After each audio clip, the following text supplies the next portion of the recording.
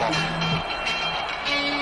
If you want to be a wise guy, you can do it anywhere. If you want to be a strong man, you can do it anywhere.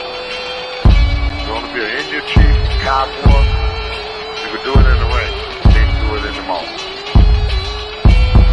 The most electrifying line in sports entertainment today. If you smell what the Rock is cooking, hate me if you can survive if I let you. I'm figuring and thinking that nothing's gonna stop my dual man Randy Savage now. I'm the man. I'm the icon. And yes, you can't bow. I am God. The number one show on the net that leaves you the best in your head like Goldberg net. For the punks and the perverts, niggas that'll work with Terry Funk and Knox Baker. Check Isman and Barney, they got the cheap heat, so sit back and have a seat. They got questions from the fans, in your head is the band from Australia to Japan. Shake down the road, get back to Mexico, up to Mississippi.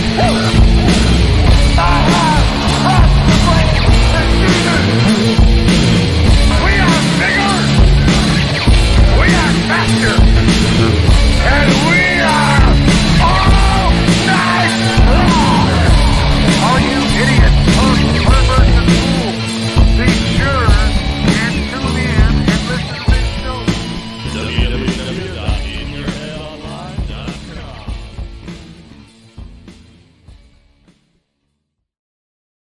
And we are live here once again at In Your Head Wrestling Radio. I'm the internet icon, the pride of the pilgrims, the most honest man in all of podcasting, handsome Jackie Jones, along with my right-hand man, my audio soulmate, and the enforcer of the Headyverse.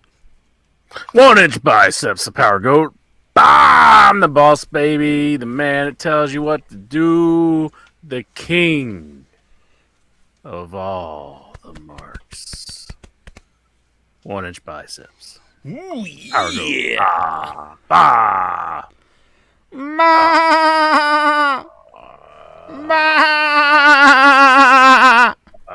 What was the better show, SummerSlam or Collision? Damn. Well, I'll be honest. There was a lot of good stuff on SummerSlam. But if you're asking me straight up which I like better, I'd have to say Collision. Collision was the better show? Or SummerSlam?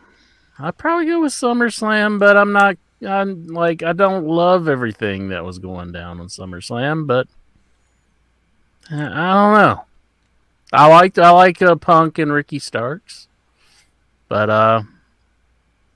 I think one of the calls of the night that put a big smile on my face while watching SummerSlam was Brock Lesnar has total disregard for Cody Rhodes. I was like, that's nice. I like that he has total disregard. But Cody ended up ends up, loving the man at the end. I know. He starts shaking his hand and everything else.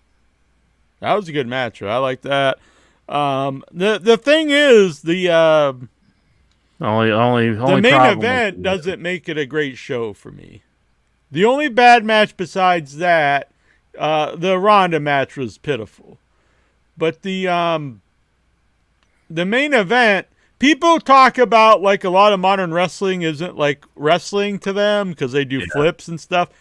But it's still like, to me, it still is a match. Like the people get heat and they beat down the baby face. They get the heat on the baby face, and he makes a comeback. Now they might do more moves and all that stuff, but still a wrestling match. The stuff, all these matches with the Bloodline stuff, all the Paul Heyman style matches, they don't resemble wrestling matches to me because they're not. It's not storytelling within the actual match.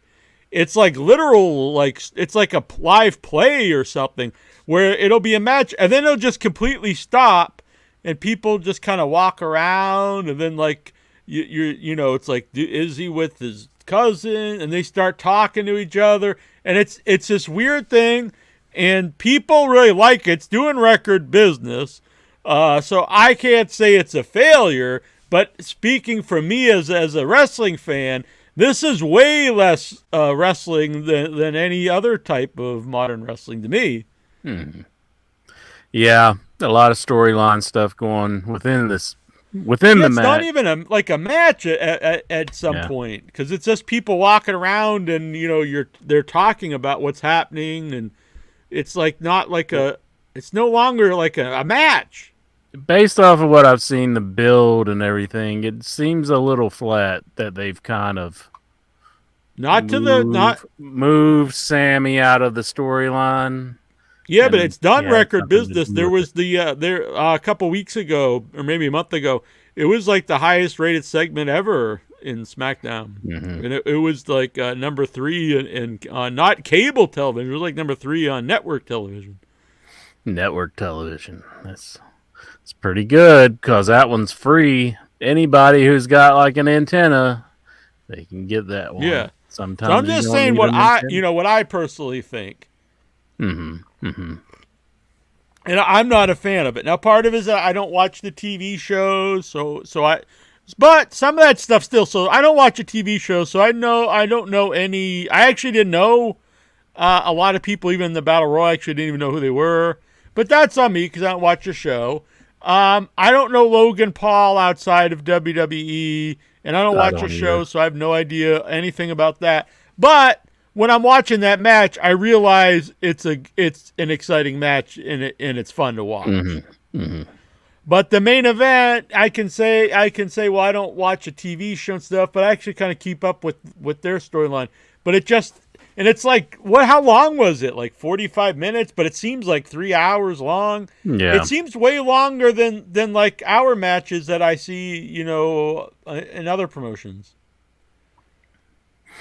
Yeah, they have all the build up going into the match, like the whole video packages and all that stuff. So, which is good because since I think that's good though, because someone like me, I only watch the pay-per-views, and this is the first pay-per-view I think I watched since WrestleMania, and so at least that keeps me up to breast what's happening storyline wise. But it is very strange because the last pay-per-view I watched, Sami Zayn was the hottest guy in WWE, possibly you could argue the most over wrestler in wrestling. And now he's not even on the show or mentioned. Yeah, he's gone. They got him in he's with Kevin Owens, but Kevin Owens is hurt, and just I don't know. They're not really using him very well. I mean, I think that's a Vince McMahon thing, that they don't really want to push him because Vince doesn't like him. So I mean, well, honestly, I think even Triple H was said the same thing, because he was like he probably used him better, but he even said like he didn't see him as the guy. Yeah, but I don't understand why you even push. Why do you even push people? And they had him in a main event storyline, and I'm sure it got more over than they ever thought. But why would you even do it if you don't see him as a top guy? It doesn't make sense to me. I don't get it. But it's like Vince McMahon doesn't subscribe to like doing things like Bill Watts did back in the days, where he would push somebody as long as they were generating money. And if they don't see it in you, it's not impossible, but it's almost impossible. Yeah, I think Sammy, with that storyline, it was definitely a money storyline, and they've just gotten away from it, and he's not even hardly in the picture anymore, which is a shame. Yeah, I haven't seen the show, but from what I read, he wins sometimes, loses sometimes. He's just basically a guy again. He was on the main event of Raw this week, but he was kind of the odd man out. He was kind of just the guy thrown into it.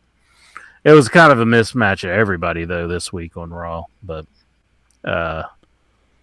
yeah, and somebody you love, but I don't want to step on Stevie's Raw report, so. We'll let Toronto Stevie do the Raw report as long as everything's good, as long as she's still sleeping. It was weird because it's a really hot crowd for SummerSlam. But I also noticed there's this weird, at the first match, there's like this weird fake crowd roar. Like it's throughout the whole thing. But then I saw like, man, the crowd's really into this. So maybe it's just my imagination. But I noticed throughout as the show went on, no, it's not my imagination. They have this fake crowd roar, similar to when they had when they were doing the Thunderdome stuff, even in matches where the crowd's really into it. So I don't really understand it, and it's just like, and it's just this sound, and it's actually very irritating after a while. It kind of takes away from everything because you just hear, and it's very unnatural because people wouldn't just sit there throughout everything going, and it's just this roar. And then when people do stuff, you hear the real chants, which was really, it was really over in the Logan Paul match. And then it was very bizarre in the Ronda Rousey match because the crowd was completely dead, but there was still just this roar of people making noise. Yeah. And then you could hear like a couple like boring chants over this roar of roar, and it just was strange. I hadn't noticed the roar, but maybe I'll have to check that out. But definitely that Ronda Rousey match, it was so flat, and it was just like, what the hell are they thinking with this match? Are they trying to appease the new people who are buying WWE by doing an MMA style match that breaks down into a wrestling match? It's like I think fake MMA is always bad. Yeah. And it doesn't even make sense because wrestling, when you're in the world of wrestling, these people are actually fighting. You know what I mean? So it's like, so if you say it's fake, it's like MMA. Well, what is wrestling anyway? Isn't it really MMA? It's people are trying to beat each other. It doesn't. There's slightly different things, like you can't break the ropes or anything. But besides that, like it was just them kind of just very boringly like grappling and doing a couple kicks here and there, which were all clearly fake. I don't know. It was not good. Yeah. And I actually like both people. I don't think Ronda's heart's been in wrestling since like the first like 6 months or something. But especially in this last run, I don't think she's been into it at all. I'm a big fan of Shayna Baszler. I loved her run in NXT. And I just felt bad for her for this because at the end she's celebrating. And I'm just thinking, this match was so dead. It's almost like she's like thinking this is going to elevate her, launch her off into something big. But I don't think she's going to ever be used in anything important. And I don't know. It's hard to argue otherwise when the match was so dead. Well, it looks like they're working her into like a feud with Becky, so maybe they will use her, but it's hard to say.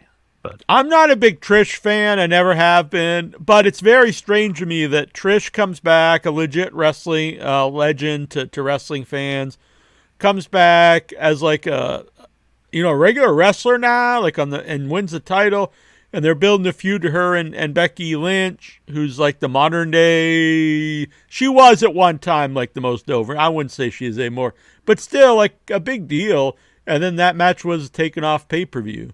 Especially when that last match is like 50 minutes. It's like they could have cut like 10 minutes out of that. Something must have happened with that. I think maybe somebody couldn't make it or something. Because I don't know why they would take it off. Meltzer said they just took it off because they thought there's too many matches. And that was one of the ones they cut. And they thought about cutting another one, the other women's three-way. Oh, really? Well, God, I mean, you got to have some sort of women's match on the show. I think that, people in charge now have a different mindset, that the women are useful for something else. Not so much to... Yeah, that is true. But I like that three-way all right. I thought it was kind of a creative finish where, Charlotte got the mist in the eyes and, while she was doing the figure eight and... Then, Bianca won the belt, and then Io Shirai cashed in, and she's now the new women's champion. Yeah, I'm not a fan of Bianca Belair, but the match was good. And I just hate Money in the Bank. I've been saying this for years now. it's the same angle every year, and now we get same things happening every single year. It's just, to me, it's beyond stale.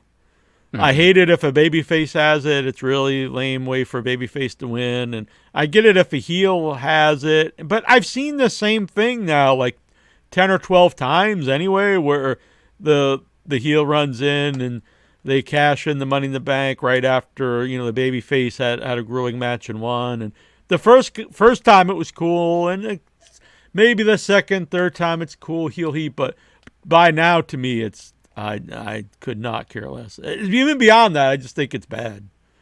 Mm-hmm. I don't know. I think it's all right because it's not the like same thing over and over every year. Well, I mean, same exact say that thing. about a lot of things in wrestling. I mean, but this isn't a match. This is like, the heel cashes in right after the baby face won the title, and then they cash in and they beat him. We see this every year, sometimes 2 times a year with the men and the women. It does. It just adds that element of surprise. You don't know. No, it doesn't. I've seen it like 15 times. But you don't know when it's going to happen. That's the surprise part. It sucks. To steal a phrase from somebody else, lazy booking at its finest. It's just like we have this built-in thing that we do every year, and let's just do it again. Yeah, I'm not arguing that. I think it is just something that's standard that's there, and it's going to be there. But I like it all right. I don't Sucks. You need to love it, though. You need to love it. I do not need to love it. But the Logan Paul match was good. I loved Gunther and Drew McIntyre. 2 big dudes, just 2 big physical guys who are both athletic and can do stuff. That's kind of wrestling I like. That was great. Drew lost. I thought he was going to get a win on this one. I thought they were going to end Gunther's reign and let Drew McIntyre have the belt because he's been angry about his WWE character from what I hear. And but I thought maybe he agreed to stay and they're going to slap a belt on him. But that's a very Markish move to do. So if that's not the case, I'm glad. I actually like Drew McIntyre, but I'm glad he didn't win. I like, people are against any time someone beats a record or something because, people like to, anything from their childhood, you want to, you cherish, and that's fine. I mean, I remember all this stuff, but I like new things, and you always have to build to something new. So I don't mind Gunther beating Honky Tonk Man's record and being the greatest Intercontinental Champion. Yeah, I don't mind that. I'm glad Gunther kept it. I thought they were going to put it on Drew, but right.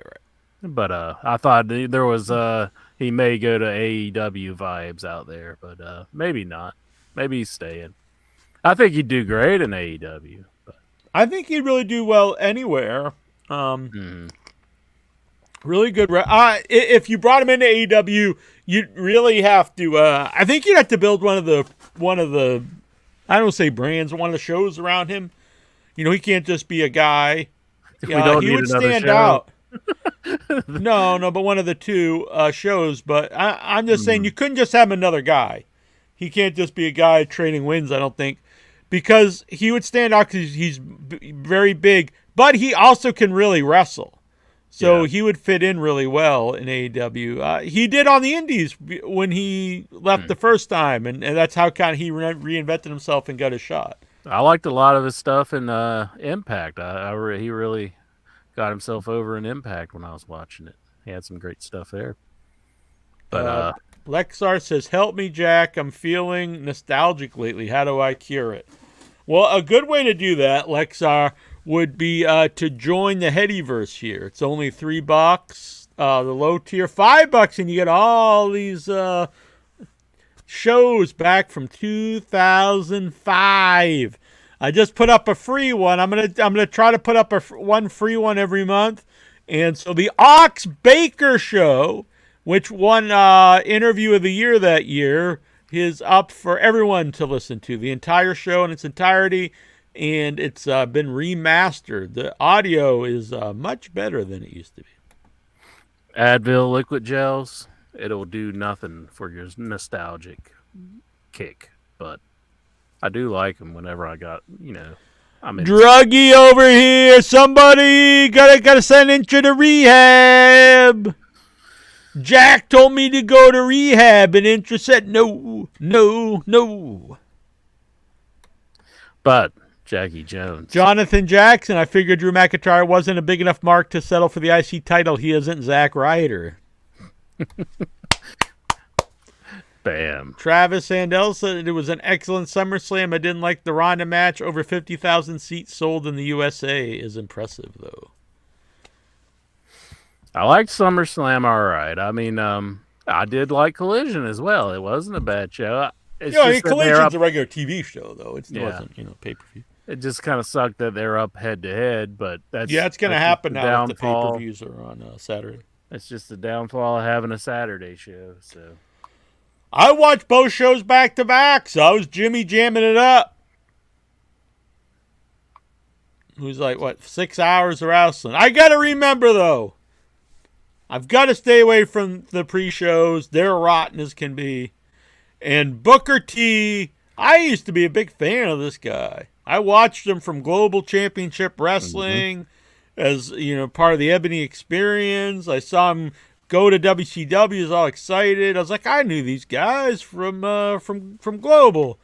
And then, they moved up the card or tag champs and then eventually split up and Booker became world champ and then five-time champ in WWE. All this stuff was great. Memorable runs in WWE. King Booker, Spinaroonie, all this stuff's fun. And then he becomes a commentator, and he slowly just becomes so annoying. And now, the Booker T of today may be the most annoying man in the world. Most annoying man in the world? It's him or Taz. These are two guys. If I'll talk about nostalgia, if I could only ever see the Taz of the 90s ECW or Booker T really anytime as a wrestler, even King Booker days, cool. All right. But I do not ever want to see modern day of either guy. You got to pick somebody. Who would you rather hang out with? Booker T, Taz, or Brian Lass? Jesus. I don't know. That's a hard. Definitely not Brian Last. I've never liked that dude. I don't even know. Yeah. I barely know the guy. I just know he's on the show. I guess maybe Taz. I'd hear all these cornball jokes, but I don't think he's as arrogant as Booker. Where he laughs at his own jokes, but I kind of think he knows that they're really lame. You're saying you don't want to be around Taz because he's got cornball jokes. Mm-hmm. Yeah. I like comedy gold.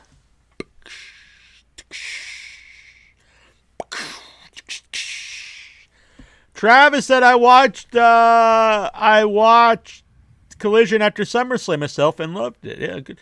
It's my favorite show of the week. And the thing is, whenever I bring up that I like Collision a lot, for me it's my favorite show.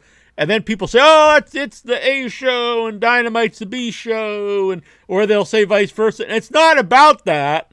I'm not saying one is the A show, one is the B show, and one's the C show, and never watch. I'm just saying it's personally for me, I like it better. But I also really like Dynamite. And the thing that I really like, though, because I like Dynamite a lot this week, I like that both shows are their own identity. Because then when you watch 4 hours of AEW, and 5 actually, because Rampage I think has been very good lately, is if they're all identical, you're gonna get burnt out no matter how good it is. If it is like watching two different shows, I can deal with that. I used to watch 3 hours of Raw, of Nitro, 2 hours of Raw, then Thunder and SmackDown and ECW both on their regular show and like when they were on the network for a little while. I mean, that was like, I know it was younger, but it was like 10-hour stuff. But it was like, so everything was different. So it didn't seem like I was just endlessly watching wrestling. So if you have if two shows are still the same promotion, but they feel like different stuff, and they do, I think that's a plus. They do give it a different feel, and starting it out with the old school promos, how they lead into the show, that definitely sets up the show to feel a little bit different.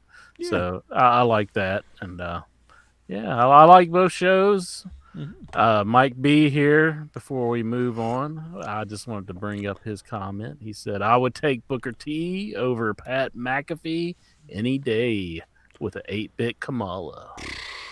I mean, that's like, Jesus, do I want to be kicked in the balls or punched in the jaw? I don't know. John Brown, formerly known as Jobs, he said, I didn't watch SummerSlam or Collision. You're lost. Just good. Both of them were fine television. He's normally a big AEW fan, so I don't know why.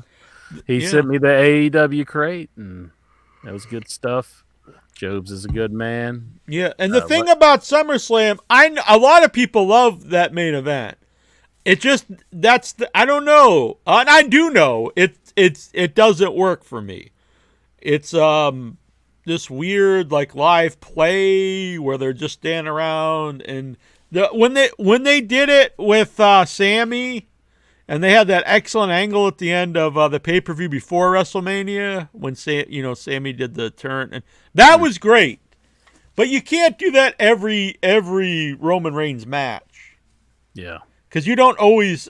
I know you got Jimmy and Jey, you can argue whatever, but there's just something about these 40-minute matches where a lot of it's just guys walking around the ring and just nonstop beating them with chairs, and not even like in a match where they get up and fight. It's just like beat down. To me, it's not even wrestling. I don't know what it is, but it's not entertaining to me.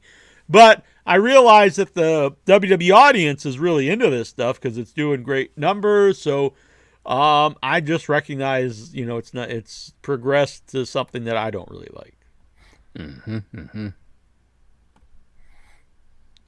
Mighty Lexar says, what happened to your guest, Sean Oliver? I think that's in weeks to come. We didn't say it. It's not set up, but him and Todd Gordon will be on. It could be maybe when I get back. Who's the worst announcer, Booker T or Taz? I really think Taz ruins Dynamite on the commentary side. Not like the whole show, but the People's Conspiracy. He's saying I didn't watch any wrestling. Nothing. Let me tell you, People's Conspiracy. You need to go out there and get you one of these things called a Stream Daddy. You can just watch everything. I do not condone these things. I'm too honest. Jonathan Jackson, I agree. That's a WWE mentality. It's a wrestling promotion, has multiple shows. One has to be the A or B show. Yeah, I don't know if you want to say whoever. I don't really like that. Bischoff used to say you got to be better than. You're gonna either be better than, worse than, or different than, and I agree with that. So if they're different, it doesn't necessarily one is better than the other. I don't look at it one as better than the other. I personally like one better than the other, but I like that they're different. Was really my point. You don't have to say one's better than the other. Like Intra and me. I mean, it's clear, I won't go into that, but you can just say they're different people. Jackie Jones, I think the FBI, they have gone into Vince McMahon's residence with a search warrant, or whoever it was. They were searching for something. What the hell were they searching for, Jackie Jones? I'm not sure. I don't know. I'm not sure what agency it was. Does he just have stacks of does he keep info of all the women he paid off? Yeah, I don't know. It's not good, probably. It's usually not good when people raid your home and look for stuff. So that's what I'm thinking. I thought the thing was over with the women thing, but I guess it's still ongoing or somebody got something started. I don't know, but yeah. So Vince McMahon is being looked into again, right after he had this spinal surgery thing. Yeah, so when he was in the 90s, when they were looking into him about steroids, he was like, my neck. Get the big neck brace. Now they're looking to him, and it's like, oh, my back. My back's going out, guys. Give me some Vince sympathy. has the mentality of a stunt granny. He's just, he fakes an injury. I was thinking like whenever Sanford from Sanford and Son. He's like, oh, I'm coming for you. My heart's going out. But I don't know. The FBI were searching for the videos, Jonathan Jackson. Man, what if they find a video of Lexar and we find out that Vince was catfishing Lexar and he was the bot? Damn. That'd be some shit. Damn. I think they got one of those videos that the FBI will bring up. It'll probably be like this bearskin rug, and they'll be like, "Well, are we looking at a bearskin?" Oh. And then it's, ooh, Sean. He's like, I think you're cute. I think you're sexy, pal. Now, if God forbid this would ever happen, if there are tapes and if they leaked, Incher, would you watch a leaked Vince McMahon sex video? Oh, geez. I don't know. Of him on the bearskin run with Shawn Michaels, allegedly. Or him and some ladies. I guess that I would be curious. I guess if these are leaked, I'm putting this out here now. I think I gotta watch it with you. Exactly. We can't do this on YouTube, but we're gonna set up an OnlyFans or a Fansly. And we're not gonna recreate these videos in our privacy. What we're gonna do is live commentary, and we're gonna watch them for the first time. We're not gonna watch them in private and do, what? No, we're not gonna watch them in private. I mean, and then know what's happening. No spoilers. We're gonna get them together, do a live watch along, Incher. So anyone out there in the FBI, yeah, you got a case and all this stuff. But just think of the comedic value. Think of the entertainment. If you could just leak it, go to prison. Also, but what if you could leak a couple to me and Incher for in your head for the Headyverse? Think of the Headyverse, FBI. Yeah, that'd be good. That'd be cool. That'd make for a good show too. Wherever we would present it to everybody. Yeah, would we present the video? I mean, that would be a Gawker kind of thing. I don't know if that would be good. We'll figure it out. Vince McMahon could own In Your Head. We'll figure it out. Kind of like Hulk Hogan owns Gawker. If this happens, though, people are going to have to pay the bucks to watch it. Not the young bucks. I meant pay money. Paywall. Troy and I were going to go to Encore after Dynamite we went to in Boston a couple weeks ago, and we didn't do it. And Lexar was like, don't do it. The Elite. But guess what? The Elite were there, and it was on there being the Elite. So we could have possibly run into the Young Bucks and Hangman Page. I don't know if they would have been so happy to meet you. I would have been there with my CM Punk shirt, and I'd just be going up in their face. No, actually, I was wearing a Sting shirt, but that would have been pretty sweet. You think they've been down with Sting, or maybe they hate Sting secretly? I bet they like Sting. I don't know. How can anyone hate Sting? The only way they hate Sting is if they're cheating on their wives. Because then Sting's like, gotta go tell. Who did he tell on back in the days? I don't know. Maybe his priest. I don't know. It's kind of weird. Like I think tattletailing's terrible, but at the same time, it all depends. The only way I think, you shouldn't cheat on your significant other. That's not good. But the only way it's okay to tattletale in that position is if you are friends with the. So If they were married to a friend of his, then I could see. Otherwise, you it's not cool, but you should stay out of the business, I think. Just mind your own business is what you're saying. Yeah, I'm not saying you got to, say that's, give the dude a high five or anything. But.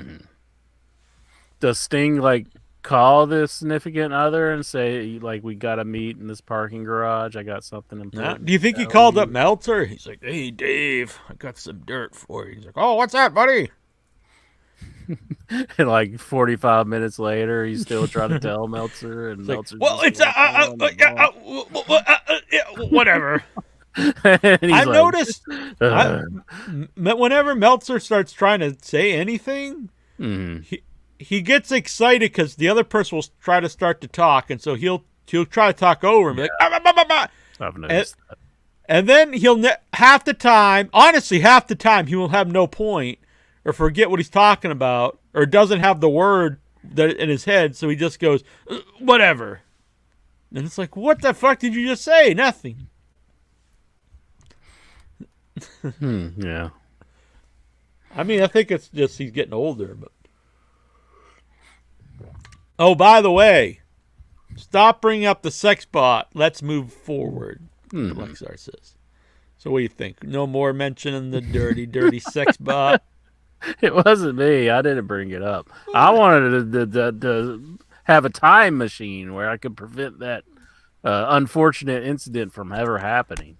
Damn. I think you resent me for that. For you. I do, because it's like, do I build a time machine to cure a disease? Do I build a time machine to stop dropping the bomb? Do I build a time machine to go back and kill Hitler and stop the Holocaust? Do I build one maybe in the future to stop something that's going to happen? Or do I build one to stop Lexar from, jerking off to a bot on Facebook? Come on, you got to get some prior. Of all the things that's ever happened, that's the one thing you want to turn the hands of clock back on? What the hell would Marty McFly think? What did he do anyway? He just went back in time and hit on his own mom, didn't he? Kinda, yeah. Yeah, he went back into time to what was the original one? Because the second one was Doc told him it was his kids, but what was the first one? It was a mistake. Something about the clock. Because he wasn't really supposed to go back in time. He was right.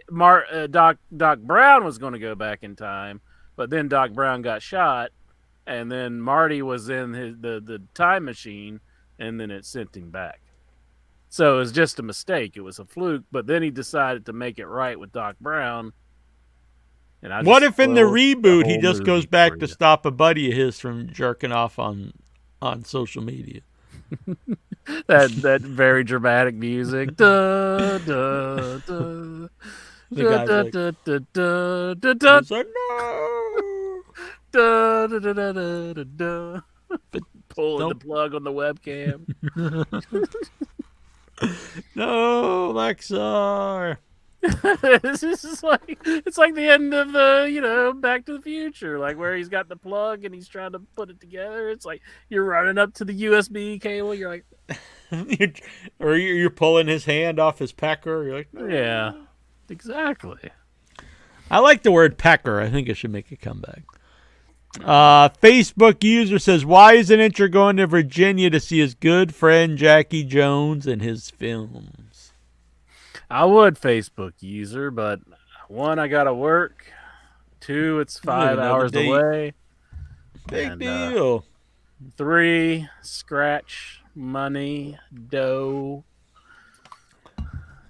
It's only like $10. Well, not the ticket for the movie, but driving there and then everything. Do it up. Food. Bring a peanut butter and jelly sandwich. Just sleep in my van and eat peanut butter and jelly sandwiches. It's only one day. It's not like a 50-day trek. You're not going on some big journey. Does Incher always have to be a little bitch? Who is Facebook user? I'd have Who to is go this person? I'd have to go on the Facebook and see. Why are you protecting them? No, I honestly have to go to Facebook and see. I don't control that. Horrorbiz138 says that's the power of love. Boom. That's the power. That's the power of love. Oh, That's yeah. the power. It's the power of love. It's the power of love. I believe that was conspiracy. He wants to know, did Marty get kicked off Facebook groups? No, I don't think Marty ever did. It didn't even exist back in those days. True. Maybe he went in the future to start using Facebook. What if he went in the future and he got like addicted to Facebook and he just never goes back into the present? He's just like, yeah, fuck all that noise. I'm just staying here on Facebook. He becomes like a podcaster. Maybe he could go back in time and prevent the sale of Twitter to Elon You mean Musk, X? which is now X. Look, the guy's got a lot of money, obviously. So you people are going to argue, what the hell do you know, Jackie Jones? I do know this. He paid millions or billions, like, I don't know, lots of fucking money for something that was very well established. The reason you've got to pay a lot of money because the brand. Yeah. And then he changes the brand completely. It's not smart. I don't. No. You don't buy Coca-Cola and you rename it X. Yeah, like I guess he thought because of the user base, but still, I think a lot of those people are going to leave just because the name has changed. No one is. Do you foresee anyone saying, "I'm going to go X something. I'm going to go X this out"? That doesn't sound very good either. It's like if I say I'm going to, X. Yeah, it's a very out, generic name, right? It sounds like you're crossing it out or something. You're Yeah, like CM Punk on the title. Crossed out the E. Lexar's been saying this for like 5 years. He's going to join Twitter soon. It's not that big of a deal. It's pretty easy to do, yeah. Yeah, you can just go do it. I have 3 accounts. He has 4 accounts. 4 accounts. I only really use one of them, but I have a without your head, in your head, personal one, and a Slasher Man account. It's very easy. So go do it, Lexar. If you want it, make it yours. Lexar, I'm just going to say this to you. You miss 100% of the shots that you didn't take. So if you don't go for that Facebook or X account, you just won't ever get it. Damn. Got to go sign up to the X. The X. I don't know. That's just, and it doesn't sound good either. It's like, that sounds like something that should be a porn site or something. Yeah, and you Google X, like, Yeah. there's like, what's going to come up? Like 8 bazillion things. But you Google Twitter, it's like, oh, it's Twitter. I don't think It's already an established brand. Yeah. You don't rebrand something that's so well known. I mean, he could have just made his own thing. I mean, You could have just buy made X, exactly. yeah. Why buy it? Just made X. I don't get it. Lexar says, I guess he's got a girlfriend on X. So no shenanigans, Lexi, when you're over there. By the way, a big shout out to our members here. If you'd like to help us pay for all this stuff, you get a lot of cool little things like these 8-bit emojis. You get a badge that will change the longer you're a member here.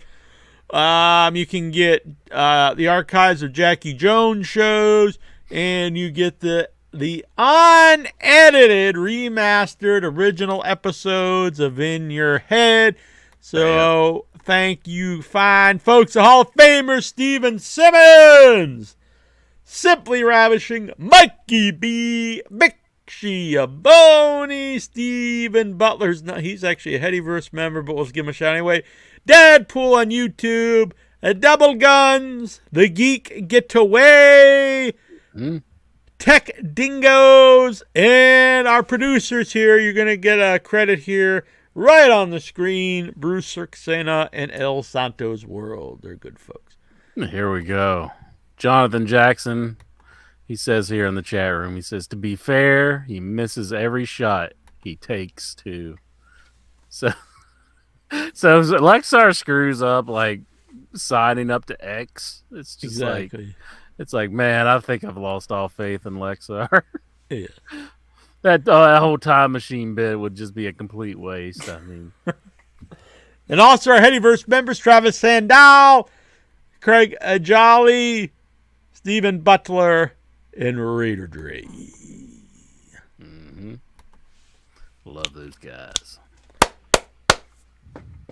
El Santos World. That's awesome. Thank you. Yes, he's a good man. By the way, El Santos World and Bruce, I'm going to be adding IMDb credits soon, so you can message me how you want to be credited if you have an IMDb. Ah. Excellent. Mm-hmm. Jackson said, I never said I was a ball player, Alexa. I wish I was a baller. I wish I was taller. How's that song go? I wish I was a little bit taller. Wish I was a baller. Wish I had a girl with a kid I would call her. Yeah, I think you got it. Intro, this is a true story. Unlike all the bullshit that's been said so far, this is the truth. I got an email the other day, last week. I'm still number 6 in the local hip-hop charts. So in Massachusetts or the Cape, I'm not sure how close it's not like Sandwich, but it's in the local hip-hop charts.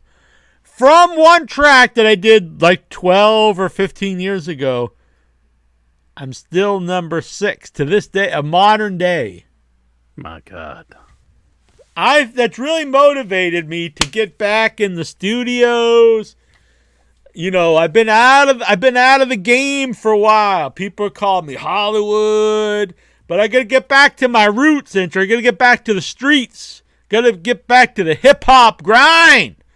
And I'm gonna when I get back, I'm gonna work on some new tracks from DJ Curly Bear. Boom. Damn. I have no more curls. I used to have curly hair at the time, so I don't know. Should I change a name? Or am I going to X it up? DJ X? A Heartbreak Kid is not going to become Heartbreak Man. He just keeps his name. He's always going to be the Heartbreak Kid. That's very true. Even though he is a Young Bucks, they're kind of getting a little older nowadays. The middle-aged Bucks. That doesn't have the same ring to it, you know. So they're not going to change their names. How about if they're just the Bucks? Mm-hmm. Here come the Bucks. They re-signed all 4 of them. They got together. Mm-hmm. They voted on it, apparently. Now, Incher. Dave Meltzer, he's always saying, I don't get my sources from the young blah, blah, blah, blah. But he knows, like, all these interpersonal conversations that they had. Mm-hmm. You get that from the Bucks, and you have to get it either from the Bucks or Paige or Kenny Omega. There's no other way you would know it. Jack, maybe whenever they're having their secret conversations of like, should we let the Melts in on this? And like, nah, he can't hear this. So Dave, go in the corner. Well, he gives it away. No wonder you can't give him too much, because then he just goes and talks about it, and it's stuff that they talked about privately. The 4 of them, and he just knows it, and then he goes and say, I don't get my sources from them, but I just know what they talk about all the time privately amongst themselves. Their innermost thoughts.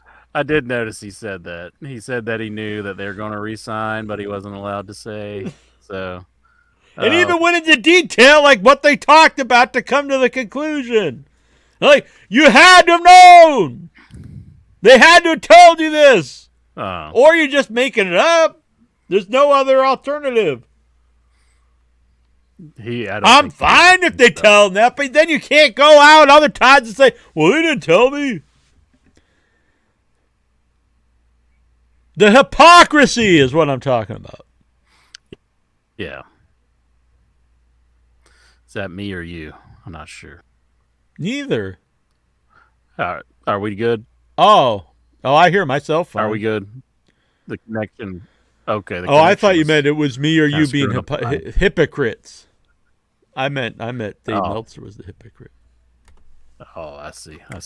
Maybe Meltzer's spectrum power is mind reading. Oh, come on, Jonathan Jackson. That's not nice. Let's go, DJ Curly Bear, Travis Sandala. Vic Schiavone, hashtag never pass. So do you have any ideas what DJ Curly Bear might be up to? I got some ideas, yeah. Some ideas floating around. I already know him because you told me in private, but I can't share it right now. Damn.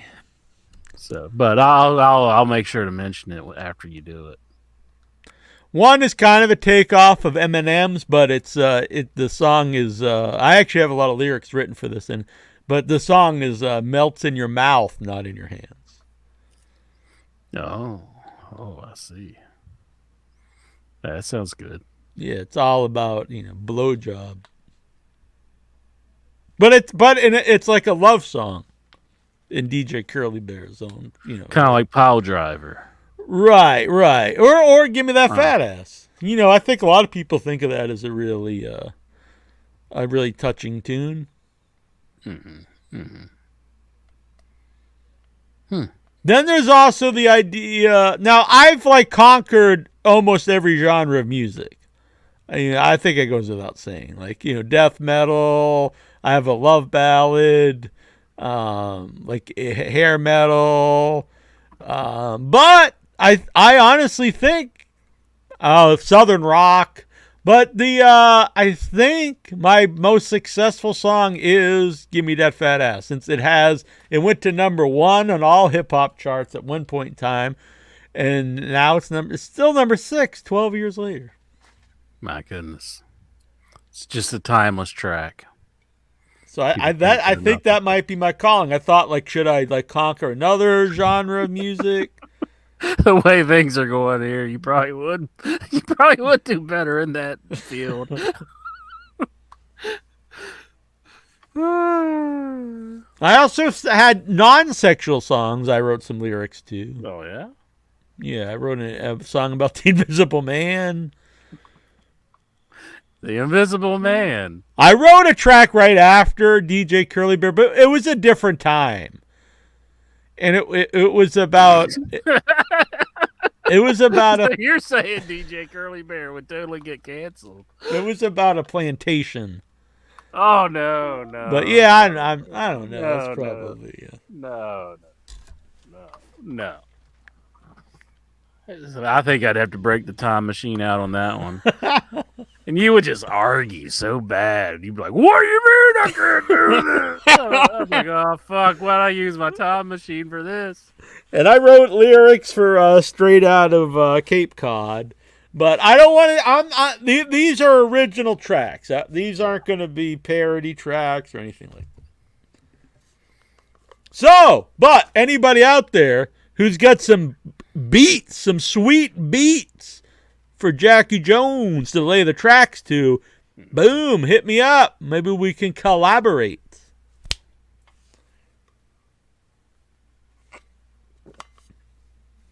All right, Inchman. Word to your mother. Word to your mama. Yeah, Melts in your mouth. Like the Meltzer? That's interesting. Maybe that would be a good take. Maybe I should do some wrestling. I watched Dynamite last week.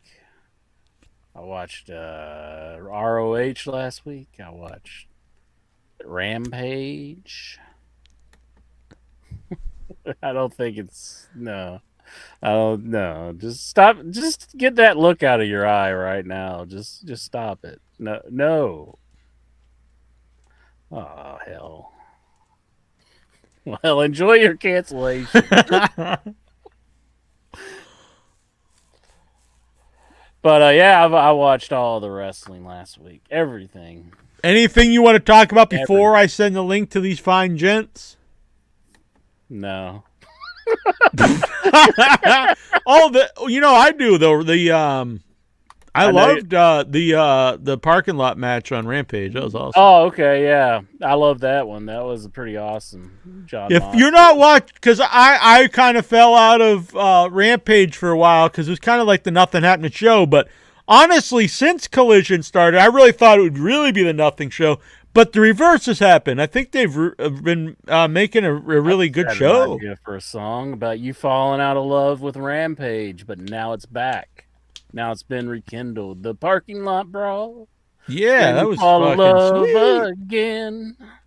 It was. I Sweet. was wrong, and I need my Rampage forever. That's pretty good.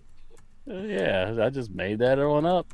Do you think we could have maybe we'll get together, Intra, and we could be like a duet, like a country duet? Like Hall and Oates. Yes, exactly. They're not country. Well, no, but I like that. I like the Hall and Oates. And when we both sing, like the one won't just stand there with like a rockin' mustache.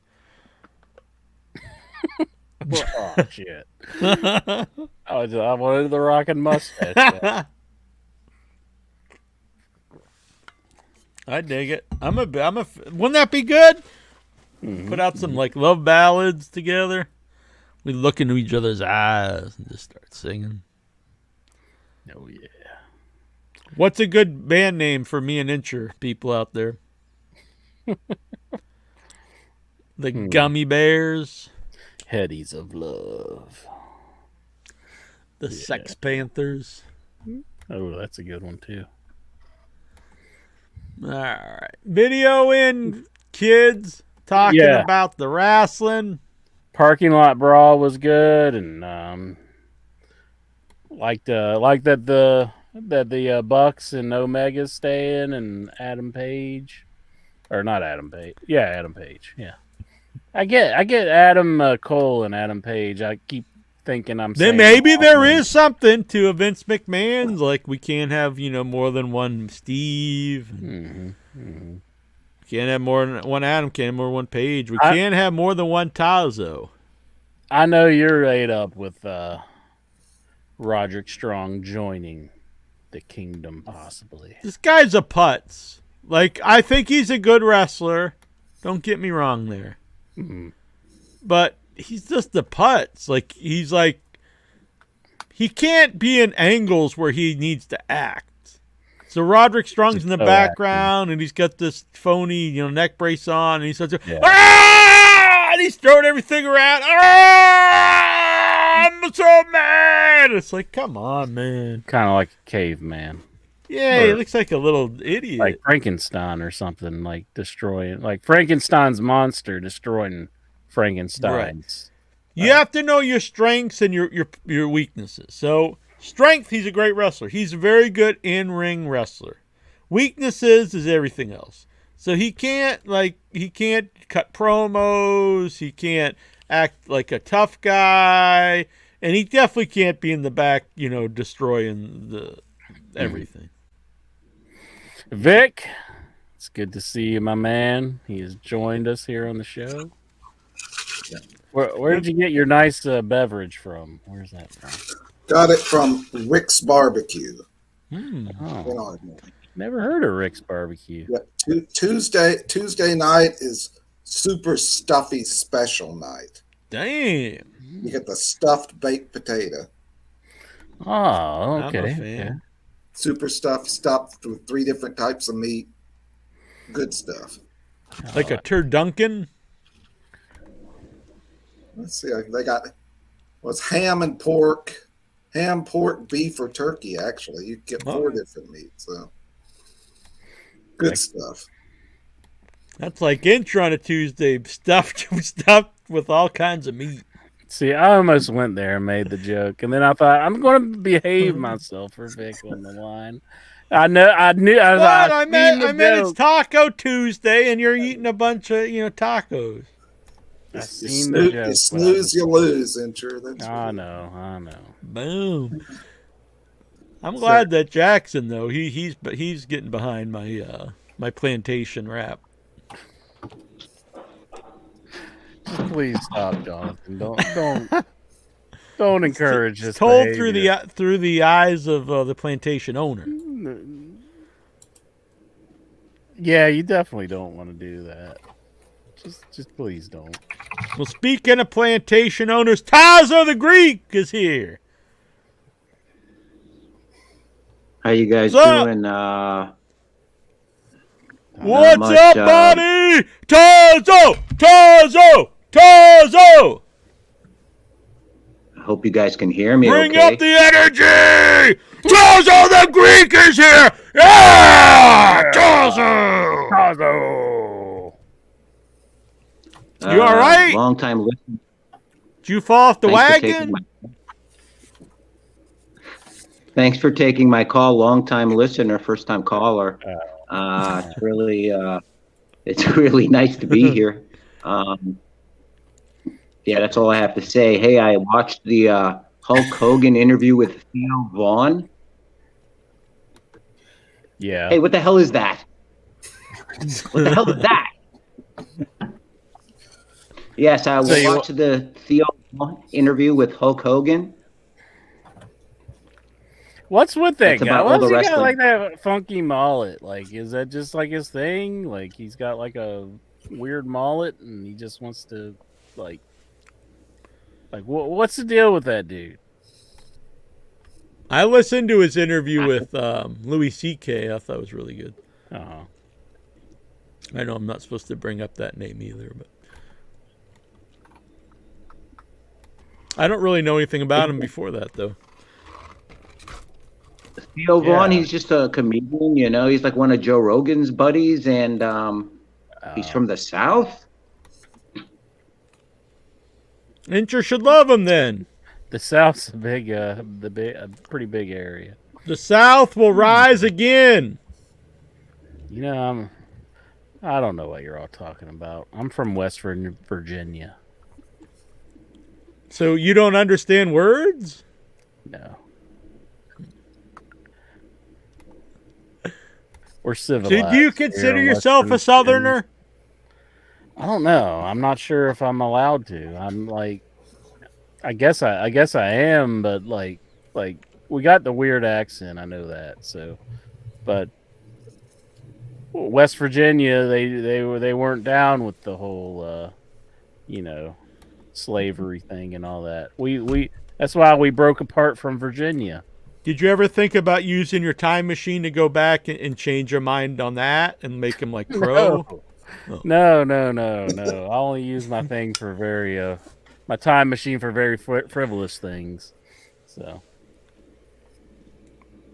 I'd probably go back and buy like one of those monkeys that has the chimes. This has been my idea. So we've seen time travel movies like Time Cop, the classic Time Cop, and they go back and like they're like, we're gonna go rob a train or something. It's like, that's a lot of work and a lot of danger and stuff like that.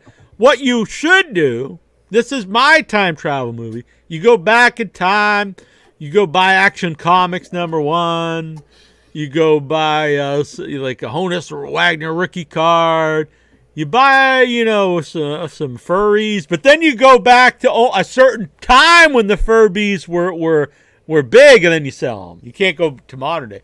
The point is, you could go back in time and do stuff that's not dangerous, where you're not going to get killed, you're not going to kill somebody, and just do something real simple. And plus, that will make a really riveting movie. Buy 10,000 shares of Apple. Exactly. Mm-hmm. Wouldn't that be now that's an action-packed film. This guy goes back in time, he buys some baseball cards. Hell yeah. Goes in future, gets them graded, boom, sells them on eBay, makes a lot of money. But the point is, if you do get the time machine intro, don't go back in time and start, holding up banks and stuff. No, you don't want to do that. That's what didn't they do that in Time Cop? They go back in time and he's like something like that, but like it's like robbing a train. Jean-Claude was he was the cop who went back to like stop him, I guess. Right. I guess you couldn't really stop someone from going back in time and just buying, comic books. I wonder what the legality of that would be if there was time travel. There is a little thing in this, though, I've thought about. Okay, let's say you go back and you buy Action Comics #1, the first appearance of Superman. If you take that with you, would they be able to grade it then and see it's really not as old as it is since you actually just transported it? So, to get around that, you'd buy this stuff and then you'd have to bury it somewhere or put it somewhere that no one else could get to, go back into modern day and go dig it up. And hopefully no one had found it since then. So there's little things that you could get around. Thankfully, you have me on the show tonight. You see, now my blood is boiling, my juices are flowing. Now we're talking about stuff that I can talk about. Incher, did you see Sound of Freedom, Incher? Do you want to end child sex trafficking, 1-inch biceps? I have not seen that film. I have not seen it. Yeah, that's a horrible thing. I mean, who's going to be here and be like, yeah, That's what I tell him when he sends me all these private messages. I'm like, what do you want me to say? Like, obviously, I'm not for this. No one is. It's like, what do you think about arson? Like, I love it. What do you think about beating up the elderly? Clearly, Incher, you are completely 100% for child sex trafficking since you did not go to see this movie. Did you go and see Barbie? This is a problem that for people who actually do like the movie and do want to bring light to a serious issue is people who then attack someone who's not even saying the movie's good or bad or indifferent, and like if you don't see it, you're a pedophile. Like that's whacked. Yeah, that's pretty. But look who's saying it. I mean, but we need the disclaimer. I like that Tazo's scared of Barbie now. Like, what? Yeah.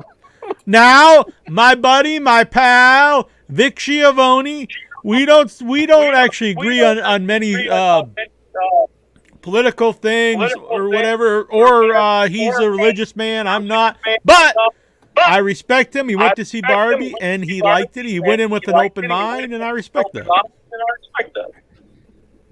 The lesson to that is comment on a movie that you haven't seen. Exactly. I hear some echo here. I haven't seen Barbie, and I haven't seen the Sounds of Silence. Is the guy from the Mel Gibson Passion of the Christ? Is he in that? Is that the same dude? Yeah. Yes. Yeah. But that's cool. I've never seen the Passion of the Christ. I kind of stopped watching movies like when we started doing In Your Head pretty hard and heavy, and like I don't know. I think watching wrestling is just like took place of me watching movies. I do watch movies, but I have to be like prompted by somebody else. You usually just keep watching earnest movies in the Police Academy. Well, besides that, but I have to be prompted by somebody else to watch a movie. Like, I don't know. I'm very it's like I don't want to make the commitment to watch a movie. Like, it's not like I don't like. There's movies I even want to see and I don't even watch them. So I'm very weird on like. I thought all Catholics had to see Passion of the Christ. I haven't seen it. Have you been kicked out of church? I don't know. Maybe I will be after what I just said. But yeah, I mean, there's been movies I have wanted to see, and I just don't watch them because I just end up watching. I watch basically almost every movie that comes out. Yeah. I'm going to go see The Last Voyage of the Demeter this Sunday. I'm looking very much forward to it. Oh, the Dracula thing? Yeah. See, I kind of want to see that, but I probably won't go see it. I mean... Stop being a bitch! Man up, grab them balls, and go see it. You won't even go see a movie with someone you know in it. Well, I have to drive 5 hours to get to it. I mean... Vic did. I was going to go to Columbus, but I got the COVID. So Columbus is about 2.5 hours from me. So I did get the COVID. I gave it to my parents and everything. Did you wrap it up? I stayed in my freaking basement trying not to give it to nobody, but it didn't work. So well, hope everyone's all right. Yeah, we're all good now. I mean, that was back when your movie was going. But Still going. yeah, I'm just saying, like, you got to have another showing that's going to be somewhat close. Somewhat. It's going to be in Buffalo this month, too. That's close to Tazo. Buffalo? I will unfortunately not be there because it's too much all in the same couple weeks. Alexa, Lexi Flexi, what's on your Big mind? Notch is going to be there. Might be. He's gonna start up some Uber fun times. Yeah. What's on your mind, Lexar? I saw Passion of the Christ. Yeah, Right? I've never It's seen it. very topical. There's a lot of newer movies I have not seen. It's just, you can go through a list, and I probably haven't seen any of them. Like, I did see the new Indiana Jones. I've seen that, and there's a few movies I've seen, but I have to be prompted by somebody else to go see it. But I'm sorry, Lexar. Go ahead. I saw pretty much everything that there is in wrestling this week. I saw Raw. I saw SmackDown. I saw. You saw Passion. You saw Passion of the Christ in a wrestling match. Oh The yeah, XPW. that was like 2 weeks ago. Last weekend. Yeah, I saw like Schlack defeat the wrestler named The Body. Damn, So those they are put Tazo's two heroes. Exactly. So after the match, like a bloody beaten body get like kind of like crucified into this like wooden board. It's not exactly a cross, but it's like shaped like an X. So it got like tied up into an X instead of a cross because Schlack knows there'll be like lots of backlash towards it. Slack has got his ear to the pavement, and he knows what catches a lot of backlash. Mm-hmm. He seems like a really reasonable guy. Mm-hmm. Whenever I see him, I'm like, that guy really knows what's going on.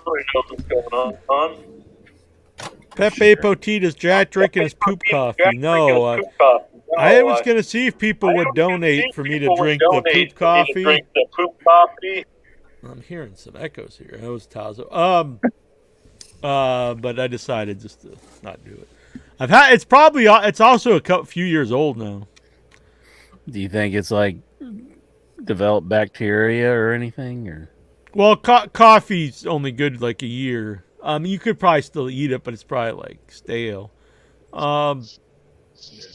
I smelled it when he sent it, and it had this like, it didn't smell like poop, but it had like this musty smell, like almost like moldy. what if it was Jason Mitten poop coffee? I mean, I never drank it anyway, so. And he just said like it was a bat poop coffee. Well, it's not bad. It's like some kind of weasel. Weasel. And so, for people who don't know, so they eat this some kind of coffee cherry, which I guess is what it is before, then the beans inside the cherry. And then they go and then they poop it out. So they're poop, and they don't fully digest the bean. Well, they digest it, but it's like if you eat corn, you poop out the corn kernels. So then for some reason, someone decided to go and pick up all their poop and pull the beans out. Somebody who really wanted some coffee. And then they make coffee and then they sell it. It's like I think it's the most expensive coffee in the world. So Jason's, I assume, spent a lot of money on this. I did look it up because I almost did put it on eBay, but I thought I can't put this on eBay when someone sent it to me. But I did see a lot of it for like $500 for like a little bag of it. What kind of mind would come up with something like that, though? I don't know. I have no earthly idea. So I just I'll try just about any kind of food. I've tried some weird stuff, but I did eat testicles once. Rocky Mountain oysters, which I would not recommend. They're not good. The consistency is like damp sawdust, and then when you think what they are, it makes it even nastier. But I did not want to eat. I didn't want to drink coffee that was picked out of an animal's poop. I don't call me crazy, but it wasn't something I wanted to do.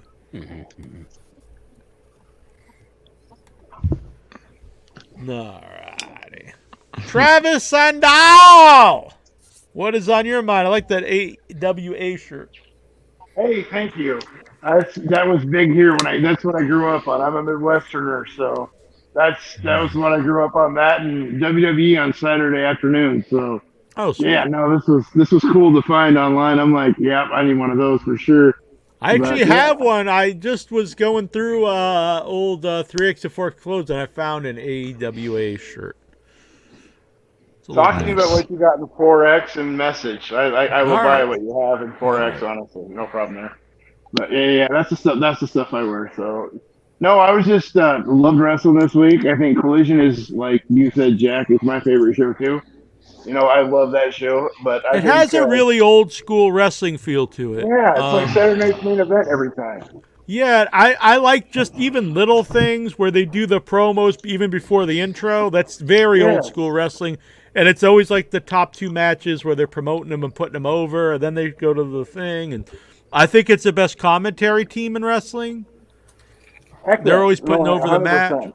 Yeah, I really like it. And honestly, now it's modern wrestling, but they work. It has a more, I don't even say old school style, but it has a more of a style where the guys are working like, where it looks more like they're trying to beat each other as opposed to working with each other to do cool moves. And that's the kind of style I prefer. Well, and that's probably mostly because of the people they have. It reminds me of old school Saturday Night's Main Event, which I loved. Just with everything's like a promo right away. I'm going to kick such and such. Yeah. That's how Saturday Night's Main Event was back in the day. Yeah. Just exactly like kind of classic wrestling stuff. It's like classic wrestling stuff mixed with modern people. I dig it. It's my favorite. And it really goes by quick. It starts and they do a good job of every once in a while there'll be a week where it's not built up matches, but they do a good job of building up to matches you want to see. And like next week, I really didn't think we would see FTR and Punk versus House of Black for the trios title. That seems like a pay-per-view match, so that was just come out of nowhere, but some I'm looking forward to. I kind of think there's probably something happen where it's kind of a screwy finish, because I do think that's something you could still save for a big match down the road. I think CM Punk is going to get grabbed by Samoa Joe, because he has it could be continue build to all challenge. Out. They're all in. When I'm watching it, though, I feel like, I watched it 20 minutes, and at the end of the show, I'm like, wow. It's got me that enthralled. I agree. I have no idea, the time is already over with. Yeah, because sometimes I watch stuff and I'm like, man, this is... I even stuff that I like, but after a while it's like, wow, this is long. But, it always goes by really quick. And I like that you kind of know the core people on it. Like, there'll be other people, but it's like there's a certain group of people that you're going to see every week, and I think that's important, because that is something I've criticized AEW in the past, whereas you would see, you'd see somebody, and it's like, oh, this guy's cool, and then you don't see him again for 2 or 3 months, and then it's like, well, I don't know. But you kind of see, this is, you're going to see Punk, FTR, House of Black, sometimes Bullet Club Gold. There's that's the core group of guys that are always going to be on the show. I also wanted to mention, I haven't talked to you guys for a while, but weekend before last, I went to Waterloo to the Hall of Fame. I saw Joe Briscoe, awesome. Patterson. There was about a ton of people there, but Bruce Prichard I got to meet because he came just because Conrad was being inducted into, there was a deal, which was pretty cool, and JJ was there, and it was really just kind of a neat deal. They do this every year, but that's the one thing I always look forward to every year. Was it in Waterloo, Iowa? Yeah, it's an hour from me. Sweet. Waterloo, Iowa, yes. my grandparents like live there, so that's like 3 hours from where I live Right. in Right. Ames. Yeah, Right there's where the Dan Gable Hall of Fame is. You know, Dan that's Gable sweet. knows wrestling, of course. But yeah. And I got to Yeah, meet him. He was cool as hell. I mean, it was a neat deal. hell yeah. I went to Dan Gable wrestling camps in the summers. Stuff. Yeah, he's a monster. He's unbelievable. Still to this day, when you talk to him, you can tell this guy can still go. And he's Yeah, you proud don't of want to it. put your hand in You his know? hand. Oh, I have, and he'll about break it. That's Yeah. that's what he does. Yeah, for sure. Yeah. All right, I'm sorry, guys. Oh, you're good, Travis. But yeah, it's cool. It'd be neat to go to the Hall of Fame sometime like that. Heck yeah. That's pretty awesome. The Gathering was last weekend too, and that's I would like to go to that sometime. It's at the hotel that we used to go to FanFest at, but it's run by different people. It's not run by Greg Price, so that's cool. I know Big Mama was there, and I was talking to her. She would like to come back on the show sometime. So it was because it was 12 years ago the other day when we met her. And so this was, I think it was our first time at a convention again. So they're actually having like an indoor venue where they... Yeah, it's at the Hilton. That's pretty cool. Because I know the old gatherings used to be like out in the Oh, field. it's not ICP. It's not the ICP gathering. It's a wrestling. Yeah, I know. It's probably confusing calling it the gathering, but it's a wrestling convention. Oh, okay. And it had a lot of, like I said, it had Big Mama, had a lot of NWA people there, Barry Windham. And I know, I also want to mention New England Fan Fest. I really regret not going, but the hotel was so expensive. It would have been like $1,000 for the weekend. And yeah, it was too bad because it looked great. I saw the pictures and the so many cool people were there. But they were building as the last one, and I see that Joe Bruin put up that he's doing ninth one next year. So I guess it did really well, which is cool. So next year I'd like to do more with it. Maybe we'll talk about throughout the year. Heck yeah. I'll save my pennies. Yeah, it would be fun. It would be fun to get the Headyverse together at one of these. Hell yeah, dude. We used to at the Fan Fest back in the day. Hell yeah. I've never been out east that way. It'd be exciting. I've never been up to Boston or... it's in Rhode Island. I've never been past Pennsylvania. So. Really? Are you not allowed? No, I'm allowed. I've just never been past. Are you afraid? Pennsylvania that way. No. Once you start getting up there, do you start to tremble? No. I think of like there's something about Mary. Maybe if I did, I'd start trembling. What? He's gonna splooge on his head? Huh? He said he was thinking about something about Mary. I've never seen something about Mary. Oh my god! Well, that too direct new for Incher. Incher hasn't seen a movie since Spaceballs. Once that the director Spaceballs did came out, he's like, "This is it. This is never gonna get better than this. I'm retiring from watching movies." I've seen just like bits and pieces, but he was like Me, Myself, and Irene too. He's like from Rhode Island, I think. That's why I said it. Oh, actually, all those movies take. I don't know if all of them, but a lot of them take place in Rhode Island, and they actually have a lot of like actual places in Rhode Island in the movies, which is kind of cool. So that's why I was thinking about it. Yeah. I'm not from Rhode Island, but I've been there a lot, so I see a lot of stuff. Mm-hmm. That's where Songman is, though. Oh, wow. By the way, Incher, Spaceballs suck. Boom! Yes! Travis Sandal! Rookie of the Year! Woo! I didn't even catch it. What'd he say? Spaceballs suck. He's just trying to... He's just telling the truth. No, Spaceballs. It's a fine film. It's a fine film. The sucker. Sucky ducky. All right, I'm sorry, intruder. Bruce, what is on your mind, my buddy, my pal, my amigo, my compadre, Not the producer? Much. Nah, Your I don't name know. was on the show here for a while, but it was blocking my face up here. Oh, no, that's awesome. Like, I don't know. I've just been trying to I don't know. I've decided to record more videos and do stuff so I can I don't know, just be more. I don't know, just doing that crap. Did I tell you guys the In Your Head TikTok was banned? It was before. Yeah, I don't know why. I can't get any answer. I've tried now for the last 2 months, and then they'll give me no information. They just tell me you can try to fight it, but to fight it you have to log in, and I can't log in because it's banned. And so it's just this big loop. It's well, you got to log in to fight it. Well, I can't log in. It's banned. Well, then you can't do anything. It's what the fuck, dude? How? And I can't give an answer why it's banned. They just say it's it went against the codes or something, but no actual details of any kind. So I don't know. Did you put that Tazo clip up where he was in the shower? No, Okay. it was just little clips of interviews. There's clips of New Jack. That explains. New Jack will do it. Yeah, I mean, they were a little, but I don't know. Jackson's more of a TikTok guy. He's all over the TikTok. Him and Tazo. Can you not put up anything controversial on the TikTok?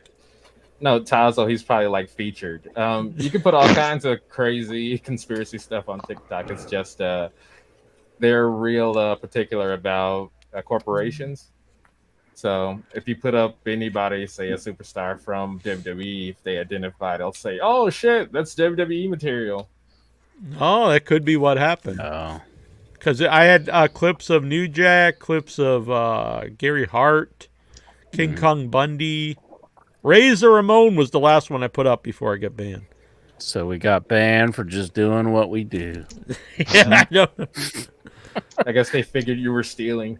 Oh. Well, it's like this. So then, let me grab this. So I was, I make these 8-bit guys for myself, and I also do them for a lot of independent horror movies. Okay. And so I put up this one, and they were they said it was. Everyone knows. Remember the Psycho Ape? They said it was making fun of the mentally ill, and then I put up this other one. And they said it was offensive.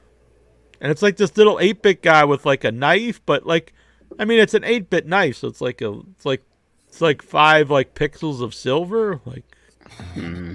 Silver. Wow, that's offensive. So that was offensive. And then this other one I just put up today, they're saying that appears to violate our content policy. Content incorporating intellectual property such as trademark, copyright. But I have I even wrote on it. It was official from this movie, this independent film, and they're no, you can't. Amazon sucks. is the gist of what I'm trying to say. I agree. Huh. I'm sorry, Bruce. What else was on your mind? I don't know. Yeah, stuff. See what you did? You made the poor lad forget what he was talking about. Yeah, I don't know. You broke his heart about Amazon.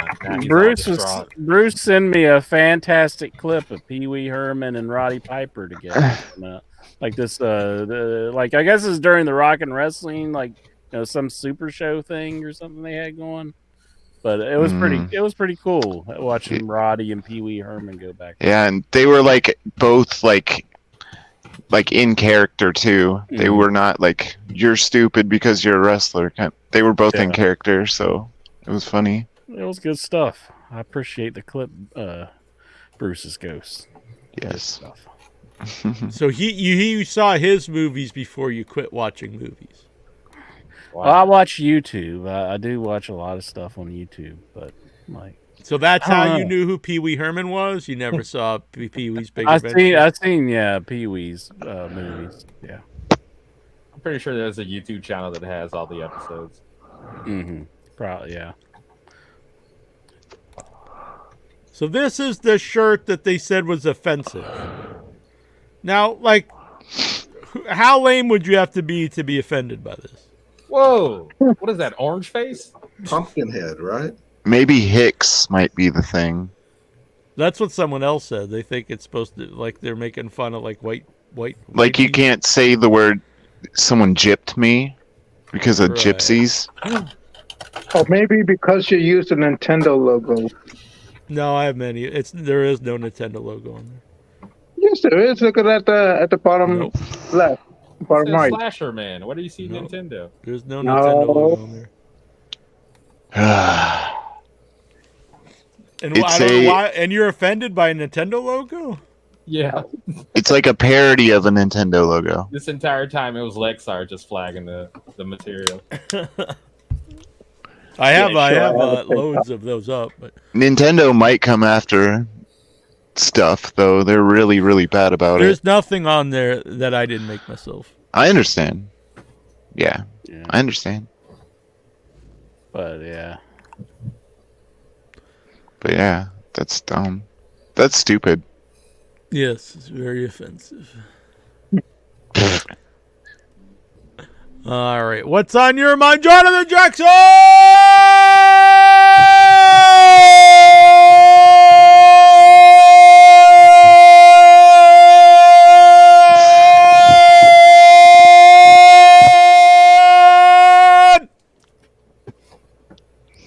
Absolutely nothing.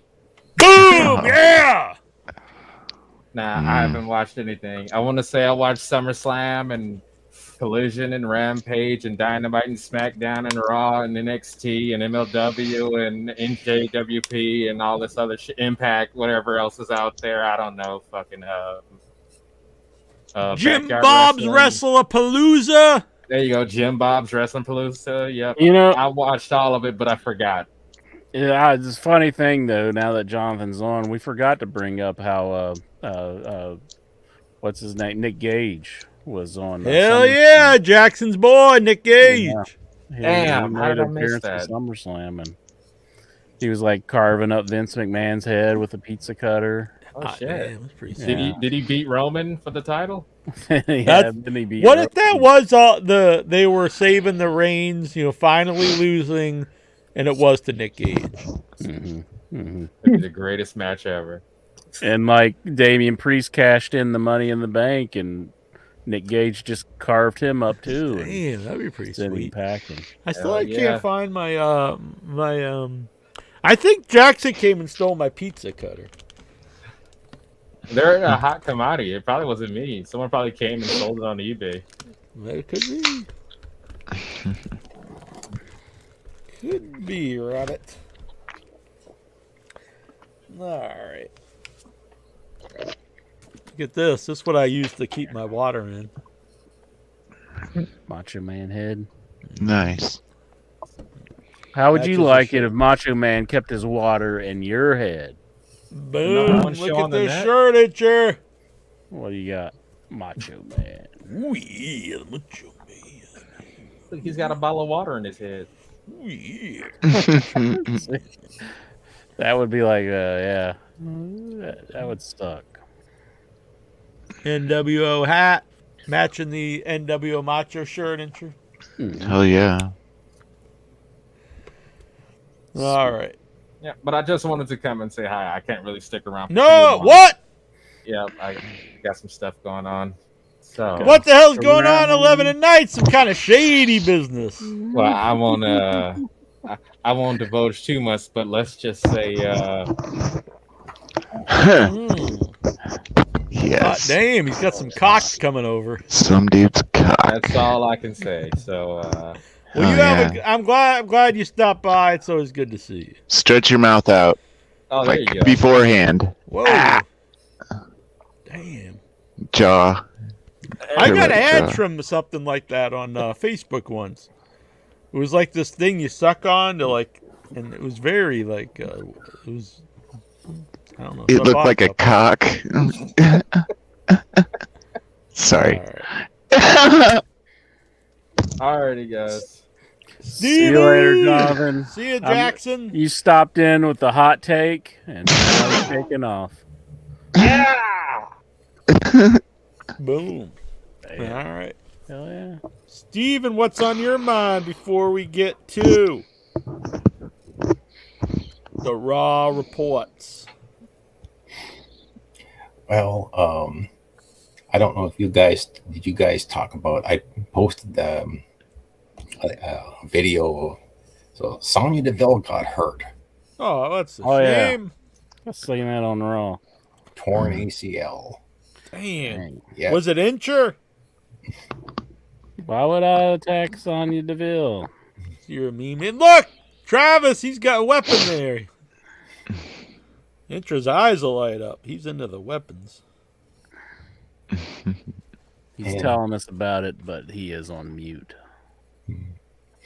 Oh, yeah, he's on mute. Hey, I was on mute. How about that? Thanks, Incher, for telling me because I forgot. But I thought you'd like this because Incher likes weapons. This just He like a does. brass knuckle, like a knife with brass knuckles on it. Oh yeah. Man, Incher's getting all I got horny. one of those. I think I got one of those. Incher sounded orgasmic. Yeah.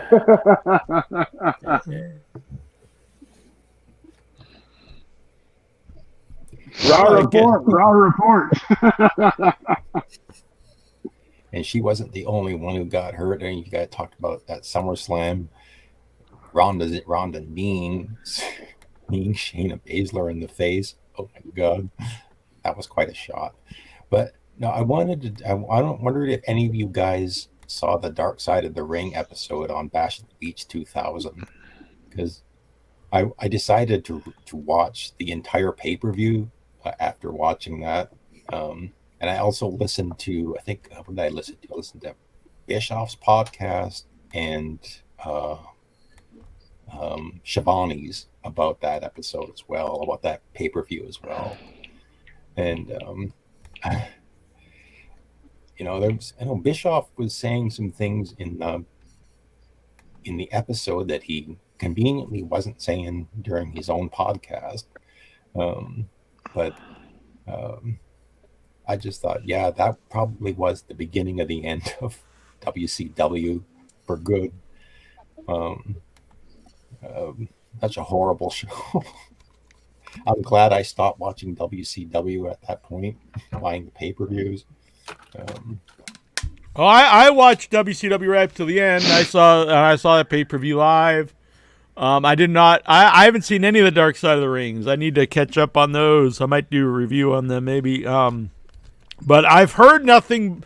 Basically, it's been like universal that everyone says that Russo and Bischoff were lying throughout the episode. I heard this from various people, and it's people that don't get along with each other have said this. So. There you go, Travis.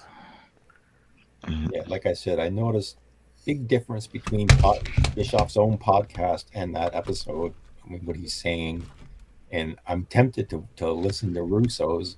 I think Russo did on his own one of his podcasts, just to see what he said before this episode. So,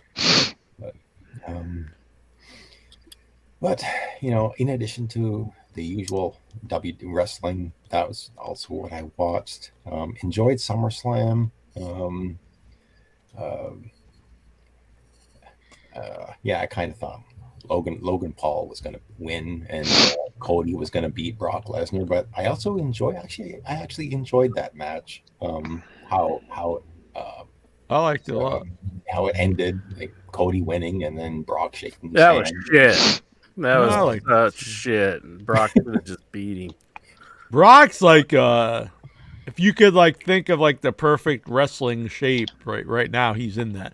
Now, is it natural? Probably not, but he looks amazing. What does he do when they ask him to pee in a cup? He doesn't, because he's not a full-time wrestler. They don't test the part-time. How's that loophole work? I don't know. I don't set the rules. I'm just... So yeah, if you're part-time, we don't test you. That's just how it is. Go on out there and wrestle, buddy.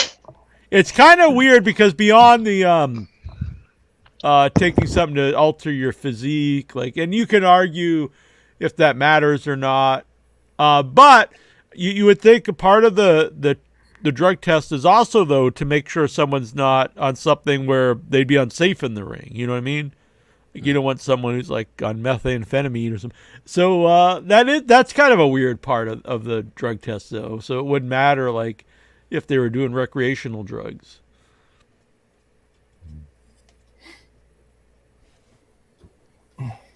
Most definitely. Yeah. So it used to be they wouldn't test for that anyway unless they thought there was a reason. And God knows there was no reasons given back in the day. Never. Well, my personal belief is if you're able to be safe in the ring and you do whatever you want to do in your own time, that's fine. But if you're out there and it's clearly like you're messed up, and then you're putting the person you're wrestling with in danger, that's a different, thing. I hear you. All right, you want to go to the Raw reports? Go to the Raw report.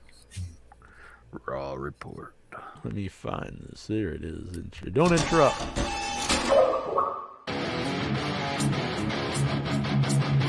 Wait a minute. And after our 2 hours, or 2 hour wait, let's get to the Raw report. No fucking intro. Raw report. I don't know if you know, but I play that song live when we. Raw report.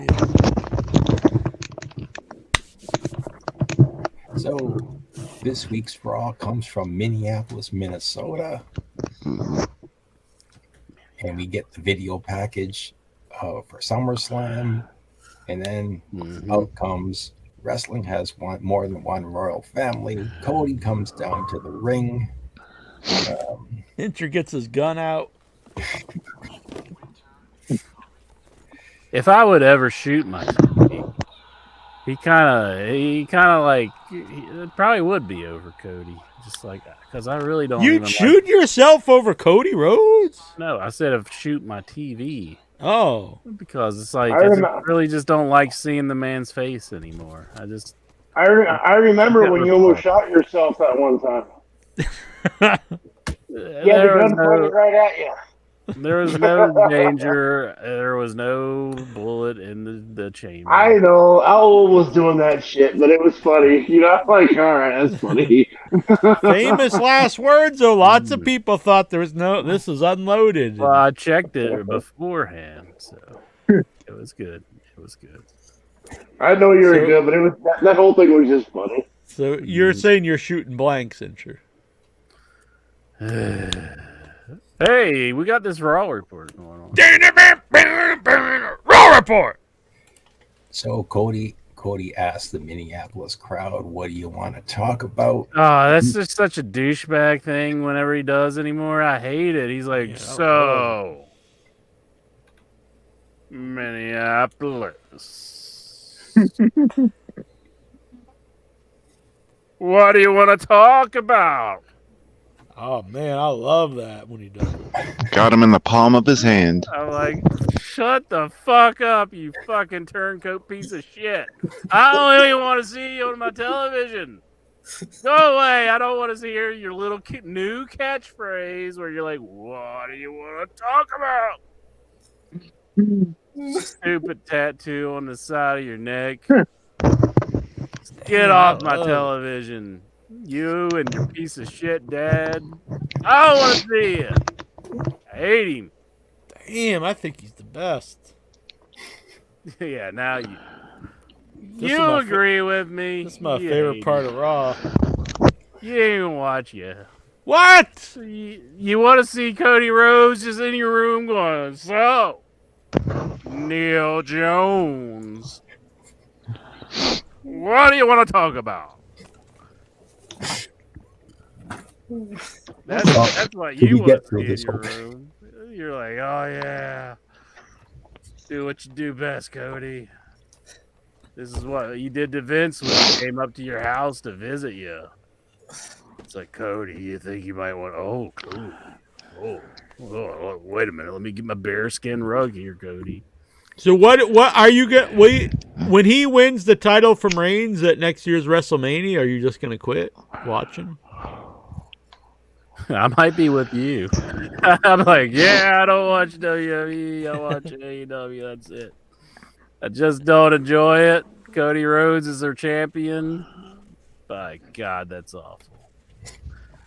They're probably going to put him over on Seth Rollins because they're still I don't think so. I mean, they might, but I think that's like a super lame payoff to the angle. It's like, I got to win the belt my dad always wanted, and he wins the belt they just made up. That would be like super lame. Yeah. Oh, they might give him a reign, give him a run with the title, much like Dusty. Like the money was in the chase. Dusty chasing for the title and not winning one. So same thing with Cody. Yeah, I honestly think he's going to win at WrestleMania. That's that bastard. The only thing he's chasing is the food truck. That's what he's chasing. So my prediction is Cody will start a feud soon with the returning Randy Orton. And then he'll win the Royal Rumble, and then he'll headline WrestleMania and dethrone Roman Reigns. I hope that don't happen. I think The Rock, if anybody, needs to come back. They've been saying that for like 5 years. The man's like 60. The Rock is? He's got to be getting close, doesn't he? He's got to be what? He's in his mid-50s. Good thing he's a part-timer. He might float by on some certain test out there. Oh, well, if you've seen him, I mean, he's obviously, I'm not going to say he doesn't put work in, but I mean. No, I know he puts work in, but it's like, there's no way, he might have to float by on some tests. 51. He's 51? Jeez, You're putting him in the grave there, Jack. He's 51 years old. Really? I honestly thought he's like 55 or something. But I mean, still. Hey, Steven, I got a question for you. What did you think of Trish and Becky not having a match on that card? I thought they should have. I'm with you. Well, considering, how bad, just how poor, let's just say poor, not necessarily bad, but how poor the Ronda versus Shayna match was. Yes, sir. I would have probably switched those two matches out, and it probably would have been a better show. Yeah.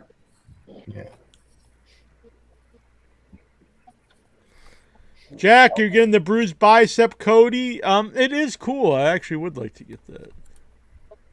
The hell is that? They made an action figure when he had the torn bicep. Oh. Whatever. Who's gonna buy that? I would. Actually, I bet it sells really well, honestly. What the fuck are you wanting a Cody Rhodes action figure for? You don't want that. I have one right here. No, but somebody sent you that. I can understand that. Or did you pay for that? Did you pay for that? No, my good friend and companion, Jason Mitten sent me this. Yeah. Jason they'll sends pay you for one. them. That's all right. But They'll pay for those. you go out, yeah. People will buy this for sure. You go out and spend your own money on a I actually I bought. don't know if I can even talk to you. I bought the Cody Rhodes. It looks like the old school LJN, like the big rubber figure. I have one of those from AEW. It's cool. But that was prior to him becoming a turncoat. I also have a 2-pack with Cody and Dustin when they had the dog collar match. That's really cool. That is super cool. I didn't know that even happened. That's cool. You have that. Yeah, and they're bloodied, which is cool. No, that's awesome. Yes, that's very cool. Honestly, this is cool. I think. See, he's got the big bruise, and he has the bull rope. Oh heck yeah! Talk about milking something. It's like I got a little peck injury. Oh, so everybody buy my figure. I think that was a pretty major injury, though. Yeah, it was a pretty amazing deal. Little scrape. Pussy Rhodes is what they should call him. Have to go out for that. Pepe Potit says they need a Rock and Sock Connection return. Well, let's get through this opening segment. 1 hour in. That's what happens with Incher here. Cody wants to talk about Brock Lesnar. He puts over Brock. Let's talk about Brock Lesnar. He beat me up in front of my mother, but now I love the guy because he shook my hand. I'm sorry, Steve. Go ahead. I'll go away for a bit. So he puts over Brock Lesnar, University of Minnesota champion and all that.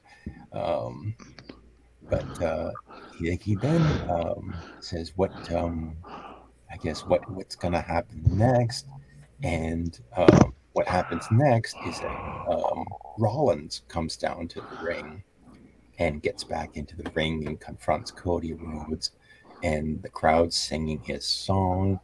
And I was just thinking, I certainly hope we don't see another match between these two. Fortunately, they're interrupted by the Judgment Day priest. So the only one who isn't there is Finn Balor. But if you were paying attention as Cody and Rollins were confronting Dominic Mysterio and Damian Priest, if you looked off, I think it was over Rollins' shoulder, you could see Finn Balor sneaking into the ring and attacking Seth Rollins. His legs are beaten off. And so they attacked Cody and Rollins, and then running down to the ring to even up the odds was Zayn. And basically it set up the main event. Cody proposed a 6-man tag team match with Seth, Sammy, and himself against the Judgment Day. So that was for later on.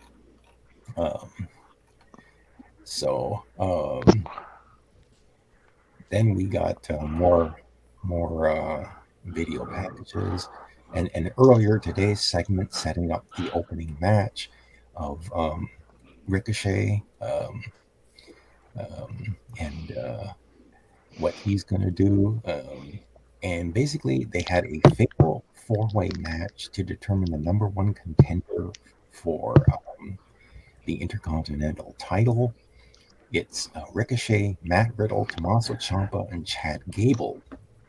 And as soon as they announced all of these competitors, I thought, there's no way any of these guys is going to defeat Gunther. Gunther! They were just competing for who's going to lose to Gunther, basically. Gunther. So they had a fatal 4-way, and I was actually impressed that the winner of this match was Chad Gable. He actually got the win with I think it was the Chaos Theory. Anyway, so Chad Gable gets the honor of losing to Gunther again at some point in the future.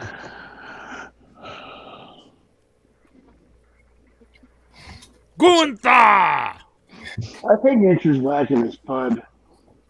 I think he is. Someone is. I can hear him. Like heavy breathing and like. Yeah, I hear that shit. That sounds like gay porn. Yeah, I don't know if maybe it's Incher and Lexar since they're both away. Maybe they're in their own little private Discord or something. Yeah. They just really like the Raw report. I'm sorry, Steven, but like you're doing an awesome job, and then behind you, all I hear is. It's like gay porn where you're talking is weird.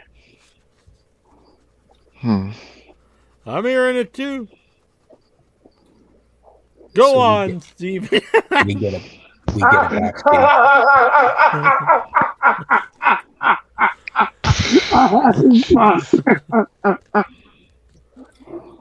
So we get a backstage segment with Cody, Sammy, and Rollins. Rollins teasing he doesn't want to team up with Rhodes, but Sammy playing Peacemaker. We get a video package of the Usos at SummerSlam and basically promoting what's going to happen on SmackDown. And then we get The Miz who's upset that what's his name, LA Knight is doing a photo shoot at Raw. He says, "What's this SmackDown guy doing at Raw? Doing this photo shoot?" And then we get Shinsuke Nakamura taking on Big Bronson Reed. Hell yeah! Dumb name, but I guess that's about the best they could come up with. And remember, it was only just a few months ago that Bronson Reed was this unstoppable. There's that moaning and groaning again. I'm telling you, somebody's fucking whacking it out. Jack, you're hearing it, man. I mean, I know, I'm hearing this. Wonka. Steven, I know you can't hear it, but it's just so just. Whoa. I don't know. I think it's Lexar. I don't know who it is, but it's fucking crazy on my end. I didn't mean to interrupt you, Steven, but it's nuts. I need to mute whoever that is. So, remember a few months ago, Bronson Reed was unstoppable, unbeatable. He was beating everybody. Well, now he lost to Shinsuke Nakamura. Damn, Shinsuke Nakamura. Yep. Kinshasa Kick beats Bronson Reed. So I guess he's going down the card. So we get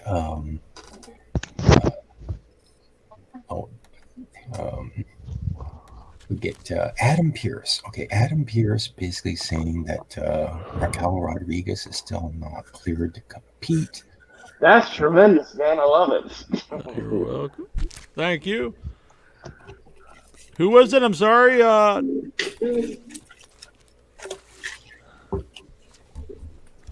So then we get a backstage segment with Maxine Dupree and Ludwig Kaiser, setting up a match against Otis, Kaiser and Otis. Hell yeah, I'm a big fan of Otis. Then we get Becky Lynch is in the ring. So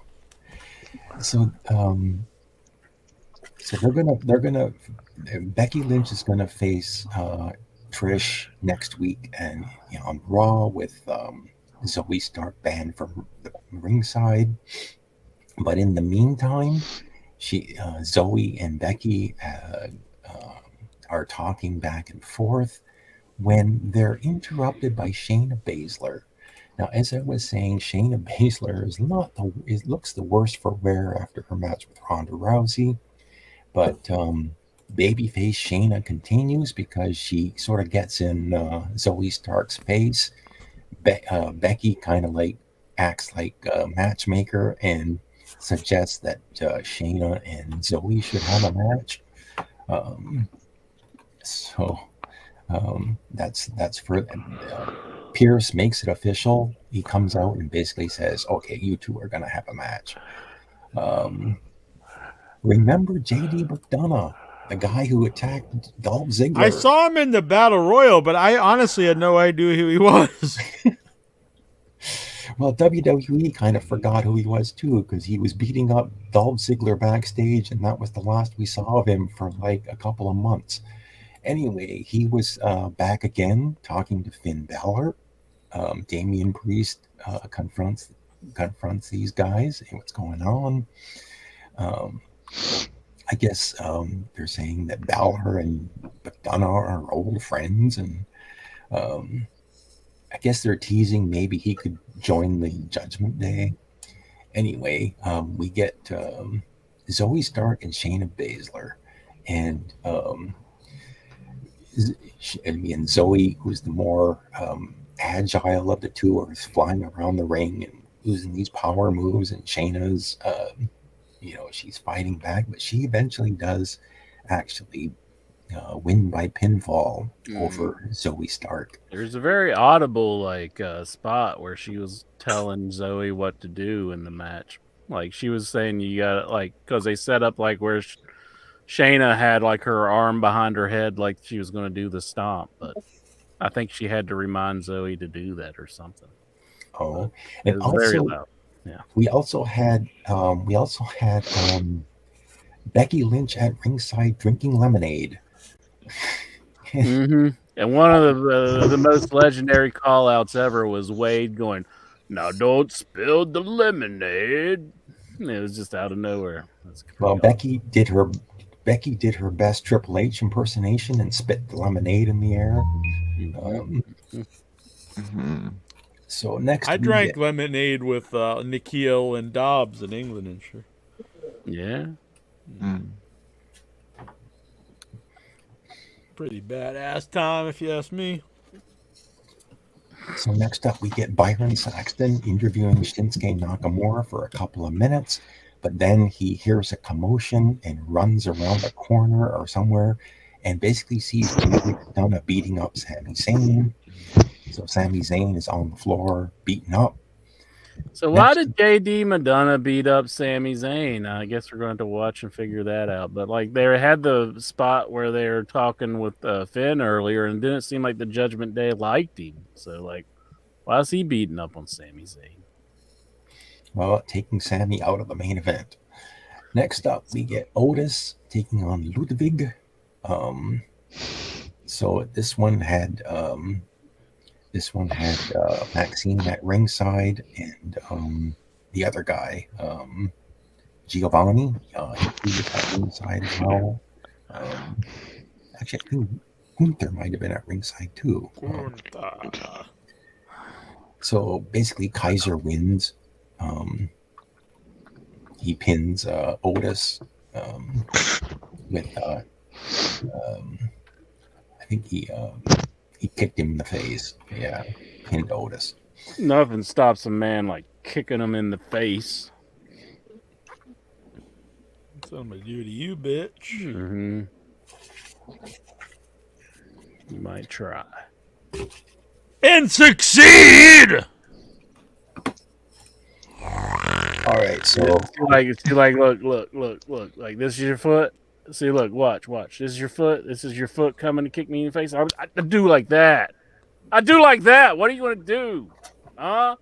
Then the fist, boom, right in the face. I got a big kick. You block it, and boom, just knock you out with the little punch. Boom. While you're busy knocking away the kick, boom, the punch comes and knocks you right out. So I don't know. I think Incher's a ninja. He thinks he's a ninja. Hillbilly ninja. So a woman named Jackie is in the trainer's room. Oh, I thought you meant me. So a woman named Jackie is in the trainer's room. She's trying to find out what happened to Sami Zayn. And basically, it looks like Sami is out of the main event. And Rollins and Cody are going to have to find another partner. And enter Shinsuke Nakamura, who basically wants to be the partner. So they have a replacement. Next up we get The Miz in the ring, and he's joined by LA Knight. Now Miz, I think he basically said that LA Knight was an Attitude Era cosplayer. So, what was with this segment? He was just jealous of LA Knight. Yes. But LA Knight, I was kind of. I like when LA Knight said, "You don't want to make it personal," and then Miz went on a little bit, and he's like, "Okay, I guess personal it is." So that's pretty funny. Yeah. So this was. I actually enjoyed this. When you have a good talking segment. I mean, I was really. I don't know. Maybe I'm just into this LA Knight. I mean, like he's finally getting a lot of TV time on both shows. And yes, he's a SmackDown guy. Yeah. But that was weird that he was on Raw this week. So yeah, I think because they didn't really they're not going to go with Fox. They're going to make because they sent the shitty commentary team to SmackDown, and then they took some of the good stars from SmackDown and put them on Raw. I think they're trying to make SmackDown shitty now because they're pissed at Fox for not giving them the big bucks. But anyhow, That's just my conspiracy theory. Go ahead, Steven. I'm sorry. So Miz says he's a locker room leader. When he came to WWE, he had to learn respect. He says LA Knight doesn't respect him because when he came to WWE, he didn't shake my hand. So he's mad at LA Knight for not shaking his hand. So LA Knight comes out.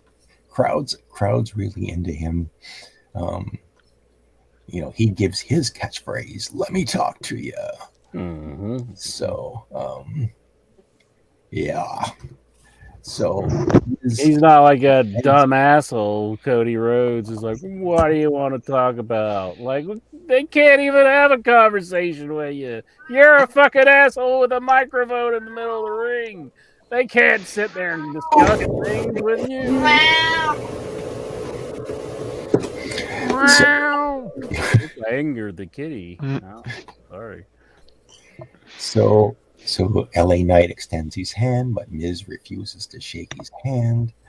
Then they get into the crowd start yelling tiny balls at Miz. Nice. Basically, they have a talk. They start talking, and Miz. So basically, I'm sorry, she's throwing me off here. She's hungry. She's like, what's the deal here? I want some more Sheba. Some more Sheba. So what's that? Blunt force trauma. That's what it's called. So basically, Miz goes for the skull crushing finale, but LA Knight counters with the blunt force trauma, and as Miz is lying flat on the ring, LA Knight picks up his hand and shakes his hand, and then the segment ends. I like that LA Knight's getting a push. Okay. Next up, we get the Viking Raiders challenging anybody. And who comes out? None other than a returning Kofi Kingston and Consequences Creed. The New Day. Xavier Woods. He ain't Xavier. Did you look at? He ain't been in Consequences Creed since. He looks like Consequences Creed. He's got that big hair again. Oh. Mm-hmm. And he shaved off his face. And maybe he just wanted to be retro. Yeah. He's got some nostalgic. What did Lexar say earlier? Nostalgic. I don't know. He was feeling nostalgic. And he was starting to cry. But that's all I thought when I was watching this tag team match. Is that's Consequences Creed. Like, that's the look of Consequences Creed. Anyway, they won. If I was him, I went along for my Impact days. It's pretty. Whoa! Nobody wants to go back there. You covered up Vic. Yeah. There you go. Never looked better.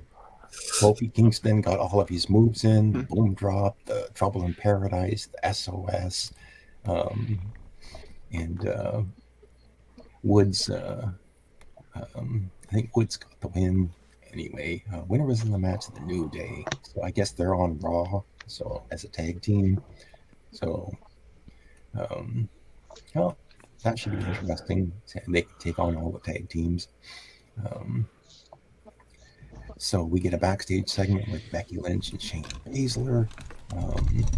And then I think hey, enter. Yeah. The New Day celebrating. We get news about Travis Bill's injury. And I don't know what they're going to do. I'm going to get some online paper. I don't know what they're going to do about the women's tag team titles, whether they're going to strip Chelsea Green of the belts, or what they should just phase them out like they did the 24/7 title. Just kind of like take them off TV and never mention them again. But I don't know. I like it when they don't mention a title again. Well, there are. I mean, all of wrestling would benefit from getting rid of some titles. So we get. Well, if they're going to take your title away, buddy, what would you say about that? No one can beat me, Incher. You know who I beat for my title? You. You would be like a Booker's nightmare. You would never want to drop the belt. No, I no one don't can drop come the belt. It's a shoot title. No one can take it off me, bitch. You want it? Come get it. I'm Jackie Jones. Incha never even, he didn't even try to get a rematch because he knew there's no way he could get it. That, or I just didn't feel like recording it. What a bitch. All right. So next up we get the main event, but before we get the main event, we get the Judgment Day walking down to the ring. But before Rhea Ripley can get in the ring, we get Raquel Rodriguez attacking her. And she wasn't the only one, because they did, basically you had Raquel and Rhea trying to beat each other up, and then we had security guards and referees trying to break them up. And then we had, what's her name? Candice LeRae and Indy Hartwell running down to the ring. And they try to separate Raquel. And then Candice decides to turn around and attack Rhea Ripley. And Rhea Ripley basically, and then as soon as Rhea Ripley fends off Candice, Indy Hartwell tries to attack Rhea Ripley. So you can hear Lexar jerking it again. So I think Rhea's just gonna beat the crap out of both of these girls eventually when she wrestles them. So let's get to the main event of the evening. Time for the main event. Hey, wait a minute! Somebody's beating off again. I can hear it. There's that walking Lexar, sound. he's jerking off. It was me this time. All right, that makes sense, but I don't think it really was you. I'm so excited for this main event. Finn Balor, Damian Priest, and Dirty Dominic Mysterio taking on Cody Rhodes, Shinsuke Nakamura, and Seth freaking Rollins. Good main event again. I think this time we had who got the shine in this one? I think it was so we had Priest.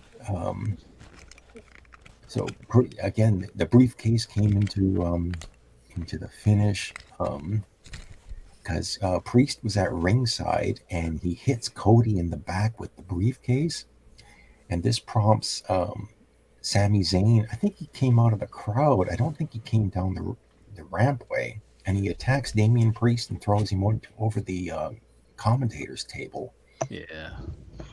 And then the briefcase is in the ring, and I think Seth super kicked Balor's face into the briefcase, and then Cody hits the crossroads and wins. I think that's how that went, or was that no? Or I can't remember now. But anyway, Cody got the win. Cody Rhodes. Yeah. Cody, so your baby faces get the win. But then, for some bizarre reason, Shinsuke Nakamura is mad at Seth Rollins and Kinshasas him to end the show. Your boy Shinsuke Nakamura is getting a push there, Jack. Yeah. He's just this weird pervert. They should really embrace the perversion. You love him though. You should love him if he's just this weird pervert. I'm not anti-pervert. I'm just saying that, as a wrestler, I think he stinks. And they should embrace the perversion. He should have vignettes where he's licking toilet seats, and he does remind me of Buck Zumoff a little bit. Yeah, there's you could definitely tell he's a pervert. He's creepy. Yeah, he's stealing panties. And got a Lexar vibe to him. What are you doing, Lexar? You're all breathing heavy while you're on mute. Speaking to my mom. She has a doctor's appointment tomorrow morning. That's how you talk to your mom? You're no. I hear Incher breathing heavy. You put this on me? Yep. He's trying to put it on me. Maybe it was Incher. Maybe it was a mutual deal, if you catch my drift. Hey. What? What? Yeah, Sounded I'm like just you were saying you whacking guys were around your enjoying talking each balls. other's, company. Now let's get back to the Raw report. You keep interrupting poor Steven, Incher. I think it's No, pretty actually, much over, isn't it? That was it. That was the Raw report. That's what I meant. A post SummerSlam Raw report sets up some new feuds, hopefully advances some storylines, and I guess the next show is Payback. I think that's the next WWE show. And Payback's a bitch, versus just like Nakamura. Incher. Rollins versus Nakamura for the title. So don't really know what's next for Cody, but I don't think it's going to I think he's coming to beat Incher's ass. But bring it on, Rhodes. I would rather Rollins face Nakamura rather than Cody. So I'd give him one of these. I go, gah! Karate chop. But, I'll give this Raw a thumbs up. Did you mention that the first hour was commercial free? Oh no, I didn't. That's right, it was because at one point one of the they switched the announcers. Yeah. That's what I was saying. They switched the announcers. They sent the shitty guy and Corey Graves to SmackDown. Yeah. And Barrett and Cole was on this show. Yeah. So one of them, they said the Raw was commercial free. I'm not sure if it was Barrett or Cole, but one of them did. Yeah. For that hour. The Power Hour. Corey and the Irish guy are not very good. I don't know. It's normally just Corey just yelling at the Irish dude, and I'm like, I don't care about Corey yelling at the Irish dude. Why is Corey such an asshole to everybody? I want him to be nice. Or just go away. That would be nice if he just went away. That'd probably be the best. How do you do the heart? I think you had it there. This. God, what do you... Yeah, that's the heart. You had it. You're cool. Black heart. What? That's not very nice. Good night, Steven! I'm sorry that intro kept it. I'm not leaving. I'm just, Raw report's over. The Raw report's done. This is rare. He finished before midnight. Yeah. Well, that's because you were away, and so he could get a lot out while you were rubbing one out. That's not what I was doing. Prove it. Prove it. Let me see the palms. Go to hell, you son of a bitch. You'll never see him. The movie Teen Wolf, where his hands are all hairy. That's what they used to tell you when you're a kid, like you'll get hairy palms. Why'd they make up all that shit to confuse you? Like, why'd they do that? I don't know. What is it to anybody if you were off, jerking it? Yeah, really.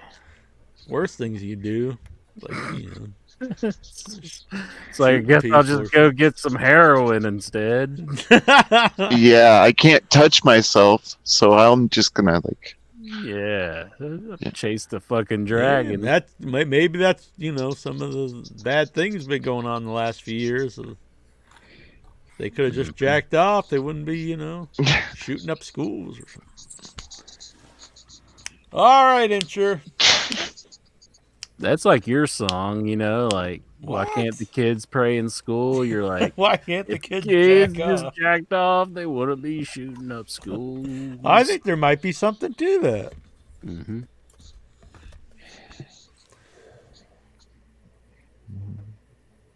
Why do you have the look of shame? Look at Lexar. He looks like he's about to kill somebody.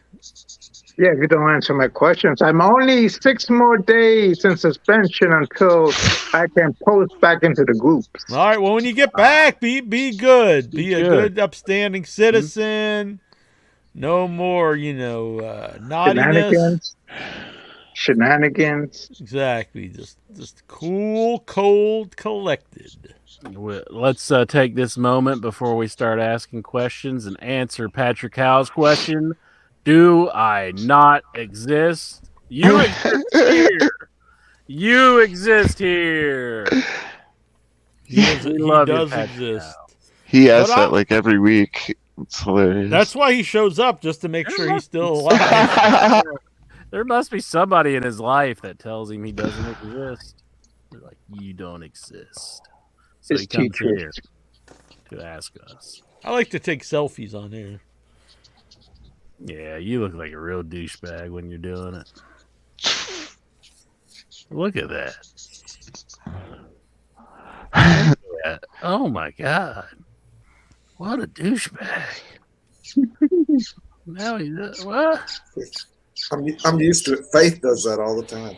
Jeez. I remember one of the last times I went out with Jason, I was out to eat with him, and he just sat there like FaceTiming the whole time, and I'm like, even the waitress came over and was like trying to take our order, and she like looked at me. I'm like, like it was weird. What do you do when somebody starts selfieing themselves, Vic? What's the move? What do? You just act like you don't notice, or? No, I barge into the selfies. That's good. You know what you should do, Incher? Get with the times, Grandpa.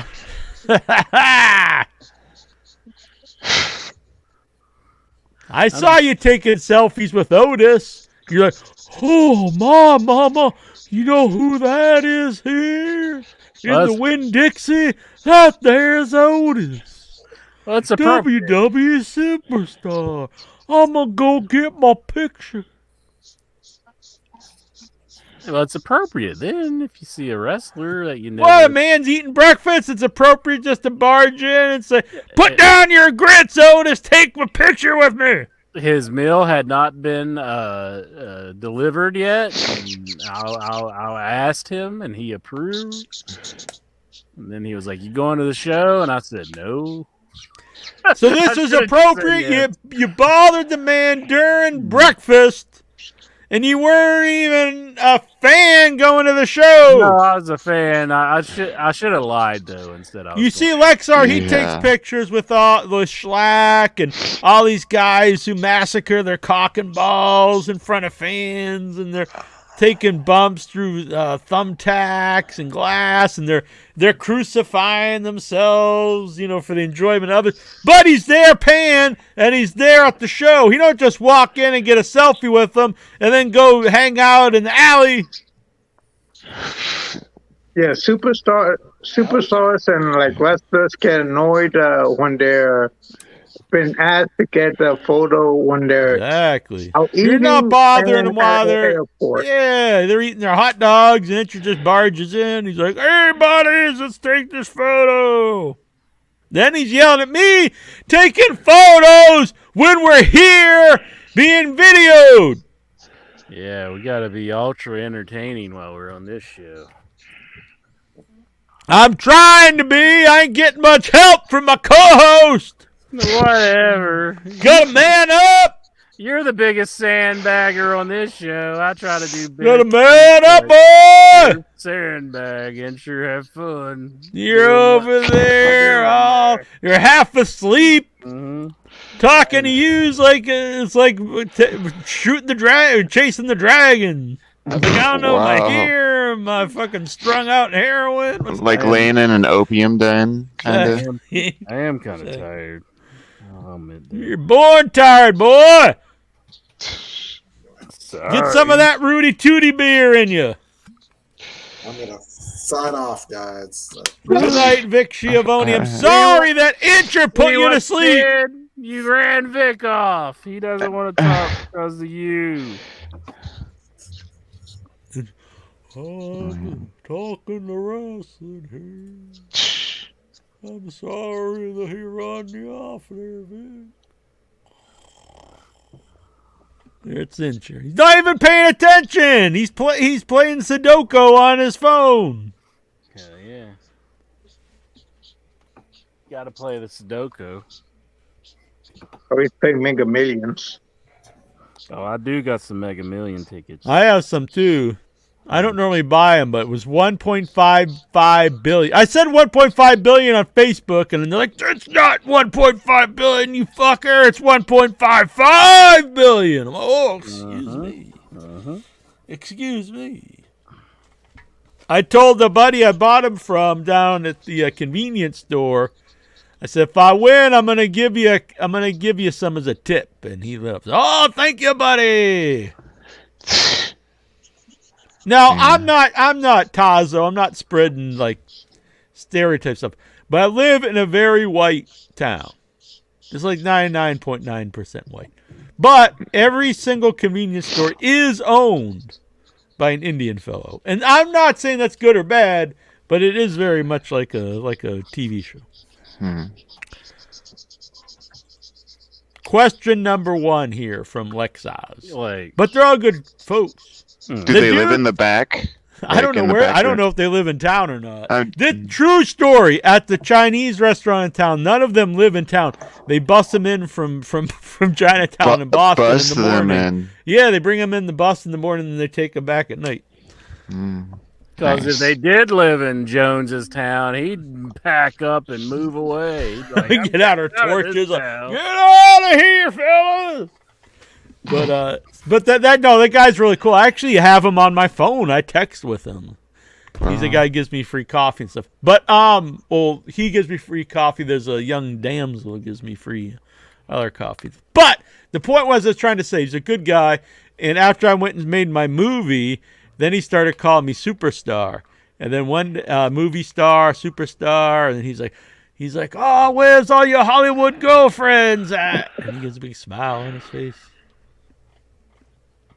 And then I always let him down. One of these days, you'll bring in your big Hollywood girlfriend. Yeah. Look at this. All right. WWE has set a record for the most viewed and largest gate for SummerSlam. And it's also set a record for largest views and mentions on social media. Are you impressed? The gate, it would look great on TV. I could give a rat's ass about social media views and stuff. That's just a bunch of bullshit. Honestly, that stuff is kind of meaningless, the social media stuff. Robert Roode, that's very cringe to me. Anytime anybody brings up, like, I've got, 8,000 likes on True Central. I'm like, okay. Question 2, but the gate, though, is impressive for sure. Robert Roode is now a producer and agent for WWE. Are you intrigued? Oh, that's cool. I'm glad that he's. It's too bad he never. He was great in NXT and never got like a great shot on the main show, and never really caught on. But I think it was a lot of it was he was never really given the big shot. But I always thought he had all the tools, great look, great wrestler, a lot of charisma. Found his character when he was in NXT, but I'm glad that he's that they kept him. He's gonna have a job there. I knew he got injured, so maybe he's not ready to come back or won't be coming back to the ring. But that's cool for him. I like Robert Roode. Former guest on the show. I say go to AEW. Go to AEW. Like Rick Rude did. Jump ship. Jump it. Create the NWO. There's whatever version of your NWO is waiting for you at AEW. Maybe he could reform his tag team with James Storm, and they'd be beer money again. That'd set the world on fire. Beer money. He likes the beer. He likes the money. Wow. Wow. Come here, kitty.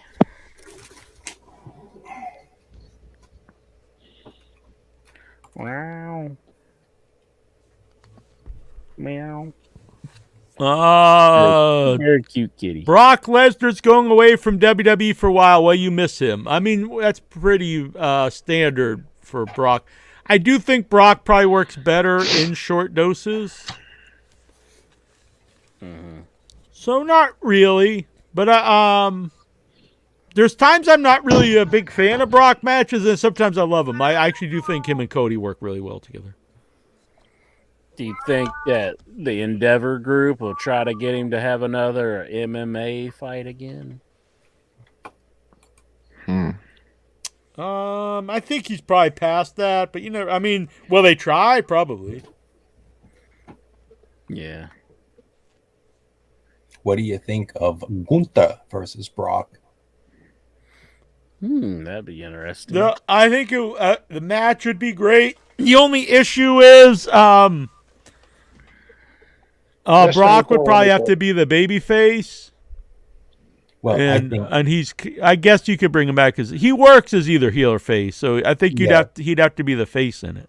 Yeah, I think that's why I think, like when he left, he kind of, next time you see him, he's going to be a baby face and he's going to take on a heel. And that's why I was thinking Gunther. I hope Brock comes back and he's got some Coolio hair.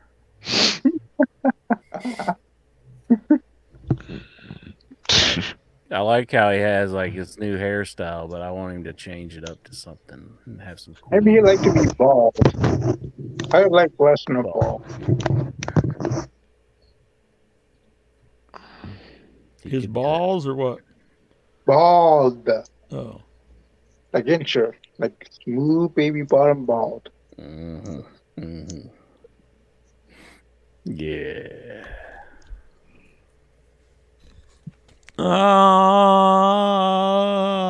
I don't know. I think he looks good with the hair.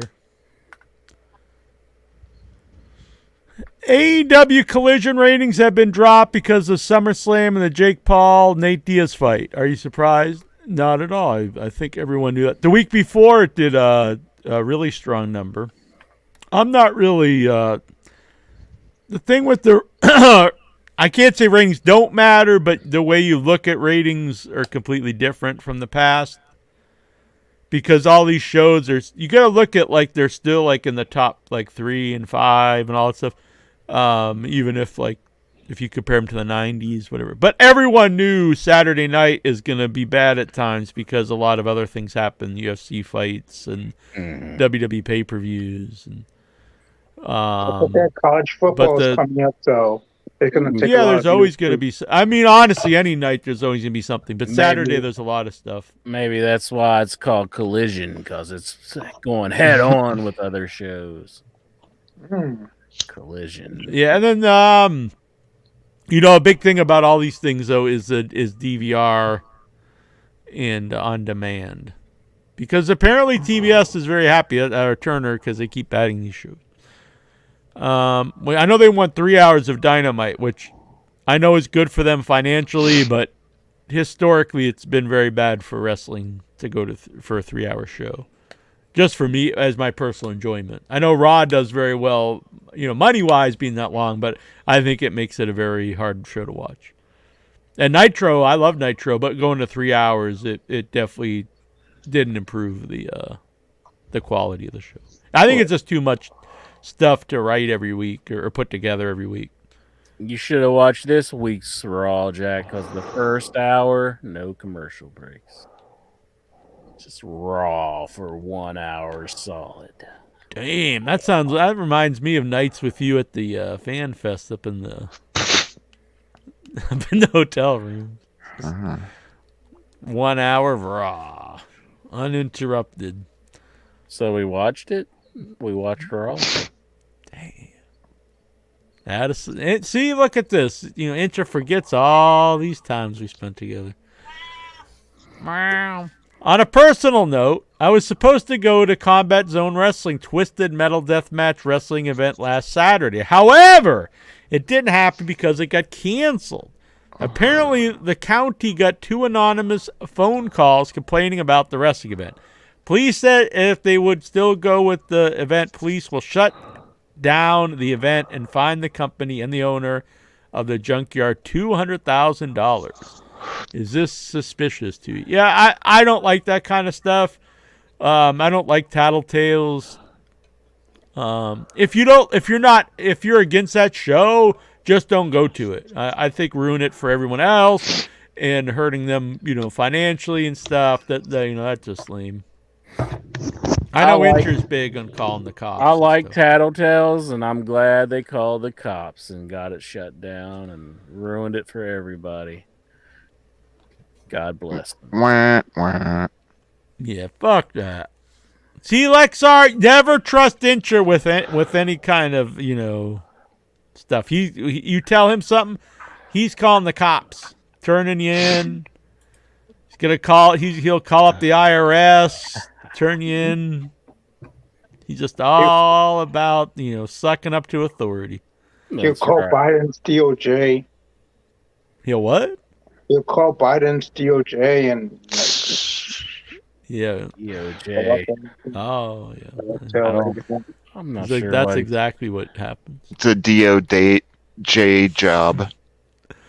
What's Jack's favorite public bathroom to use? Well, the thing is, I only have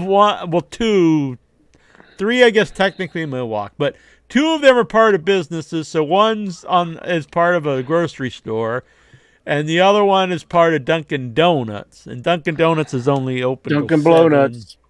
Oh. So there's really only one public restroom that's just by itself, and it's seasonal. So I guess they think if you live here, you don't use the rest. You don't have to, go to the bathroom. My town is very. They do everything for the tourists and fuck the people who live here. Mm-hmm. But yeah, it's this little restroom that's in the middle of the woods.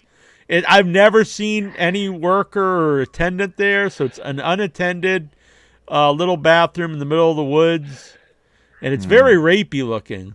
And I kind of like it because it gives you a little sense of danger when you go in. Like, you never know. Like, I always assume I'm gonna be seeing some, something, some man-to-man action or something going down there, but nothing. I've never seen anyone in there besides me. I did see actually a woman walking because it's man or female, 2 of them, and this was during the day though, and I was walking on the little trail there, and the woman looked back very startled. She's like, "The men's is over there," and I was like, "Yeah, I know," but she was just like up and I don't know what she was thinking, but it is a very rapey looking place. You should have told her you identified as a woman. Trans. And then just walked right in and raped somebody. Damn. Yeah, just stand right by the door, jump people. Is that what you do in the WV? No. Took a long time to answer. I had to Not exactly like that. It's variations.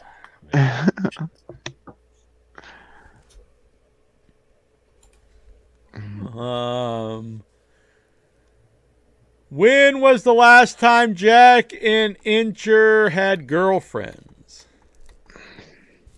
When was the last time we had girlfriends? Got them right down here underneath the table. Boom. Bam. When I one met on each Jack, side.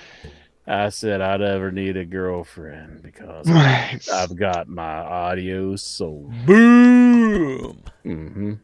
Nice. Boop, boop, boop, boop, boop, boop, boop. Bam. Man, Lexar looks all happy now. I think we made his day. Mm-hmm. Showing the love. Exactly. We love you too, Lexar. We love every member of the Headyverse. Travis Sandal, Steven Toronto, Brucey the Goosey, El Santos World, Jackson, Pepe Poteet, Patrick Howe, Juju of the Bees, Ultimate B, Vichy, Aboni, even fucked out crazy maniac Tazo the Greek. Every damn one of them out there except for Swax. But we love every member of the Headyverse. I miss Wax. Wax that ass. Would you go to Taz's house just to observe him for like 2 days or something?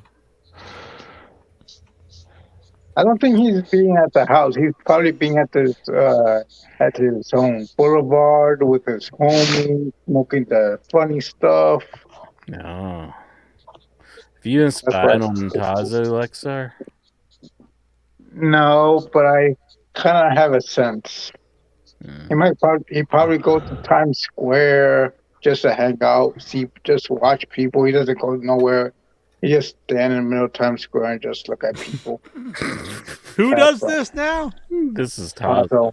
Tazo? I don't think he even goes that far. I kind of think he just sits in his house and looks out the window with like binoculars watching people. Although I guess he does go to the dog park. But then he gets kicked out because he like throws like socks and stuff at women. Yeah, so he doesn't go to the dog park anymore. Yeah, he got banned from the dog park. He like threw his like shoe at like a girl. You know, I've never been banned from any place. Like ever. I don't think I've ever been banned from anywhere. Except for I did go to that Burger King and they banned all the kids because we did kind of tear up a lot of stuff. Hey, I'm wondering, what if Swag's made a comeback for real? Like, we'd know all about Kelly again. Kelly! Let's see. We'd know all about her, you know? That Kelly! She's sucking Vince McMahon's cock! She ain't even worried about wrestling. She just worried about sucking Vince McMahon's cock. He might have been right about that.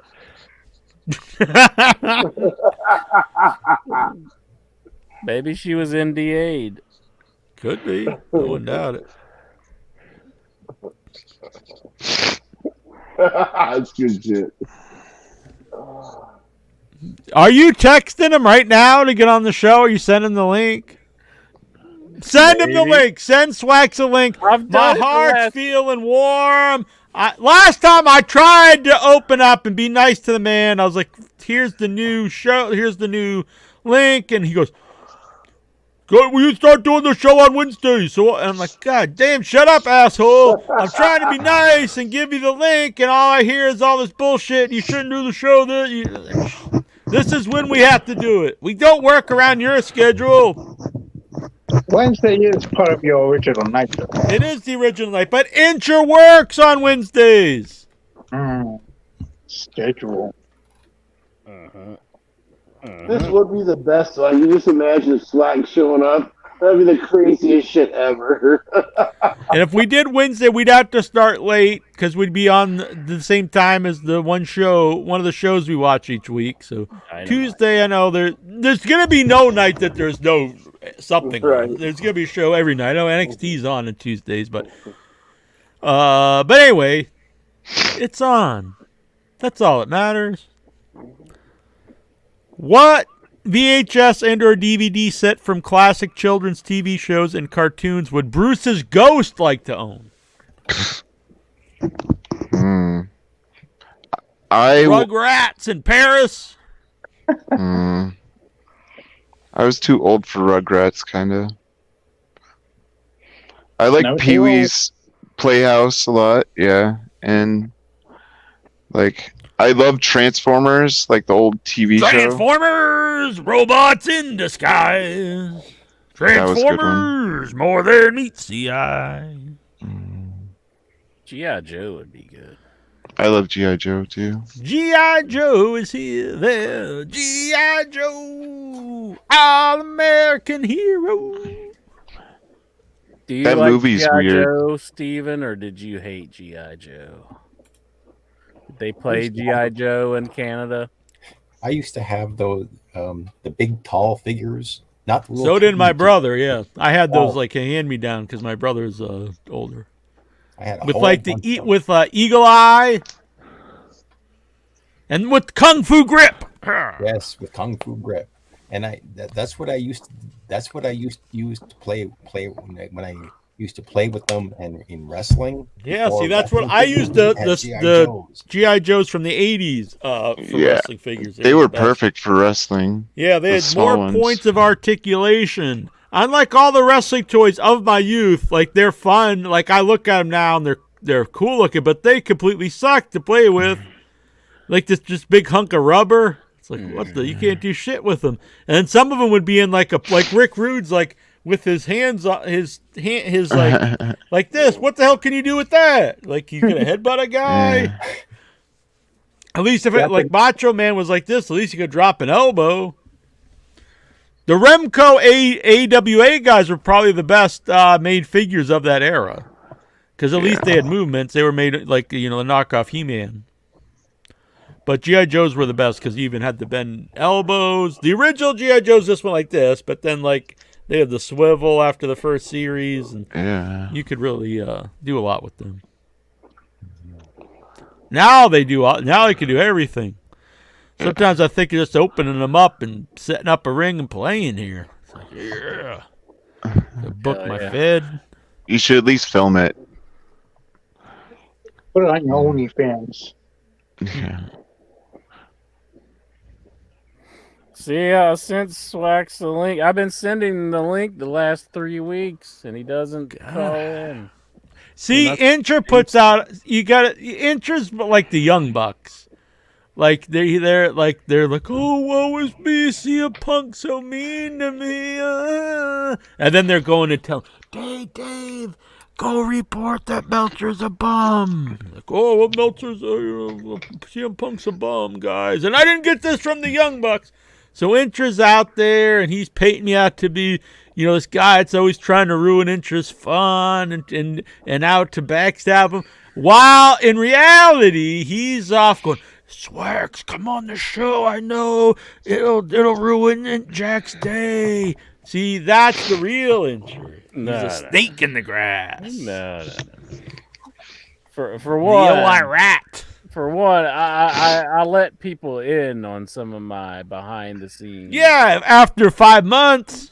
I said the last 3 weeks I've been trying to get him to call in because you're trying to ruin my day. It wouldn't ruin your day. You like when Swax calls in. Like, I do. Mm-hmm. When on video, because you say you see a smile. I thought about it ending. I won't go that dark. But. You say I see your smiling face, and I can't be mad at you. You remember saying that? Yeah, but then he immediately starts talking some total bullshit. Well, yeah, that's what we do here. Just start talking bullshit. I think this whole show has been very wrestling oriented. Yeah. Mm-hmm. Swax that ass. So did you get a reply from Swax, or you know what? You're getting big time by Swax. I think so. Travis, good night, seeing Travis. You're a good man. Thanks for coming on. Booyaka! He's got to fulfill some obligations here. Booyaka! Oh man, he's going to meet Jackson. Jackson's all ready for him. He took a bubble bath. He got all oiled up. Waiting for the Travis to slide in. Travis Sendai. Oh my! All right. Nice. Anybody else have any kid shows that they love and want to watch on? How about you, Alexa? Are you the one who asked? Fraggle Rock. Done. Fraggle Rock. Did you just say The View? The View's not a kid show. It's political garbage. That's what it is. Well, you're the only one here who watches it, and you hate it. Why do you watch something you hate? What are you crazy? I barely watch it. I just watch the first segment and change the channel. Yeah, a couple of kids probably fell out of some of those ladies at some point. So, oh boy, that's the kid connection. So, what are the kid shows you used to watch?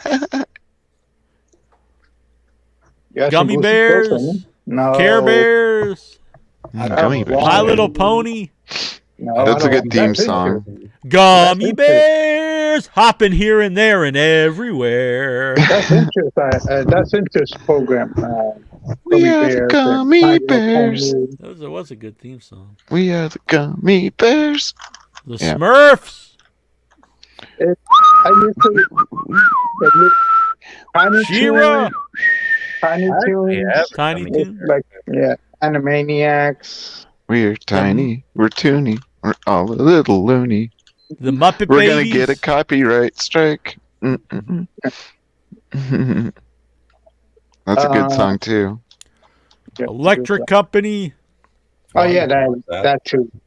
There's used to be like an MTV like show for kids. You can't do that on television. No. That's a good one. I forgot the name. Double Kids Dare. songs, I think. Not kids songs. Horrorbiz says the real Ghostbusters all day, every day, mofo. Which one? Good show. The real Ghostbusters.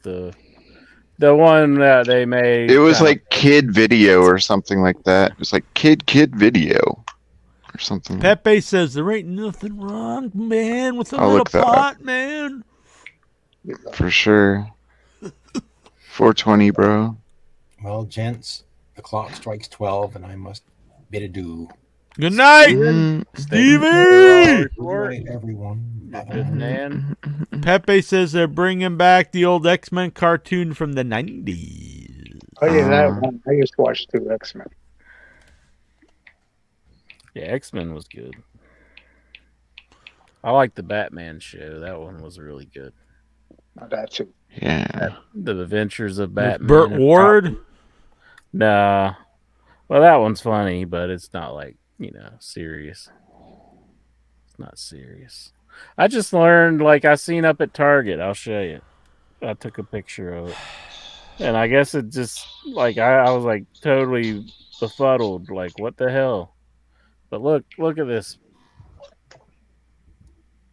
Oh, yeah. What is it? They have a lot of those. They got Riddler. They've been selling them for Oh, years. yeah. But he has a pink hood. Oh, I can barely see that part. I don't get it. The camera to focus. Yeah, I don't know. Did you burn it? You're like, I hate pink. Oh, there we go. See how it. But that's Maybe it's actually. Maybe it's episode- Barbin Man. It's like the tie-in with Barbie. No. Episode 69. Whoa! It's Dirty times. The Mad Hatter. Batman and Robin going at it, sucking each other's ding dong. The Mad Hatter exposes him to radiation, and it didn't have a good effect because it made his hood pink. Whoa! Now that Jack is going to Los Angeles and abandoning the Headyverse for the month, it's only a week and a half. How will the Headyverse get their in your head fix? Well, I'm glad you mentioned that, Lexer, because what you do, you subscribe right here, hit that bell icon, and then you join the Headyverse, and you're going to get a lot of classic in your head. And you also help pay for all the stuff going on here because iWatchWrestling.com, InYourHeadOnline.com, both of them are back and running. So go over to the website, click on the show, subscribe on Spotify, subscribe on YouTube, and share it out. Help spread the head. Tell everybody. Say, hey, I like this show, and so should you. Yes, sir. Mm-hmm. The Gaped Crusader. Damn. Nice. DJ Casper, the man behind the international hit Cha-Cha Slide, passed away from cancer. Are you sad or are you happy? Why would we be happy? And what are your favorite memories of the song? I don't know the song. I don't You know. don't know the song. What is this? Cha-Cha Slide. The Cha-Cha Slide? It's like a wedding song. No, it's not. It's not a wedding song. It's just a party song. They played it at my prom, at my senior Well, prom. like they played at receptions a lot. But they play it at prom mostly. Are you going to play it Like at your wedding, Lexar? I don't know if Maybe if I heard it. Like the chicken dance. if I ever get married. I think it's the one that's like the very twist? literal. It's like cha-cha slide. Let's do the twist. Yeah. Oh, yeah. It's kind of like one of those songs. Yeah. How's it go? I'll have to look it up. Sing a little bit of it, Lexar. Right. Oh, I know that. See, Incher knows about it. I thought Try that to was the electric slide. It's like played at weddings a lot. Put your right foot in, put your right foot out, put your left foot in, and you shake it all about. Is that the song? Prom, too. Why was it at your prom? I don't know what they played. They play his music. They play At my prom, they played "How Much Is That Doggy in the Window?" The one with the waggly tail. No, you know what my song was at prom? I didn't actually go to prom, but you know what the song was? It's in my yearbook. Is the song of the class song? What? What my class song was? We had a class song that was the song they played at the prom, and it's in my senior yearbook. The song of the year, class song of the year. You know what it was? I Would Do Anything for Love by me. Sickening. Yeah. I won't do that. Do anything for love. It's like Bryan Adams. But I won't. No, Meatloaf. I thought it. No, I like that song. I would do anything for love. That's a good song. Anything you're dreaming of, but I won't do that. Mm-hmm. What's the Robin Hood one where it's Bryan Adams? Kiss from the Rose. Nah, That's Seal? That's Boys to Men or something. Bryan Adams, you said? Bryan Adams, yeah. Crush. He's the summer of '69 guy. Summer of Back 69. in the summer of '69. Anything I do it for you. That one, Oh, you know. That's All for One. That's yeah. Your love, yeah. That song blows really bad. It made me sick when I was a kid. I love It's it. like one of my favorite songs. Damn. I'm a big fan of the Pet Shop Boys. They're good. Probably the biggest Chubby Checker fan ever. Whoa. Chubby Checker. And that was the first person I saw in concert was Chubby Checker. Mm-hmm. I was Did a you little do child. In my mind, he just kept singing Do the Twist over and over. But I'm sure he sang other stuff. Did he do like Blueberry Hill? I don't think so. I found my thrill. Oh, that's Domino. That's one of my favorites. Hill. Because like in New Orleans, like we went to like jazz festivals and stuff, and he would play there, and he'd throw frog legs, like cooked frog legs, into the audience. Yeah, I like fried frog legs. but he just have them in his hands and throw them into the crowd. Damn. And you just have to catch them and eat frog meat. Did you ever eat frog, Incher? I like it. No, I don't think I've ever had it. No, I never had it. No. You could get it at like Chinese food restaurants sometimes. Yeah. Oh yeah. In Chinatown, you know how like at a regular Chinese restaurant they'll list like beef dishes, chicken dishes, pork dishes, maybe seafood. Some of those in Chinatown they actually even list like bullfrog dishes. Wow. Which I've never had. I've only had fried frog legs. I've never had like a bullfrog. Like I assume they use the whole Those frog. are huge. Yeah, I'm not against trying it, but. Oh yeah. Let's see. So anyway, yeah, I'm very sad. I don't know who the man is, but I don't want to see anyone die from cancer. No, that's terrible.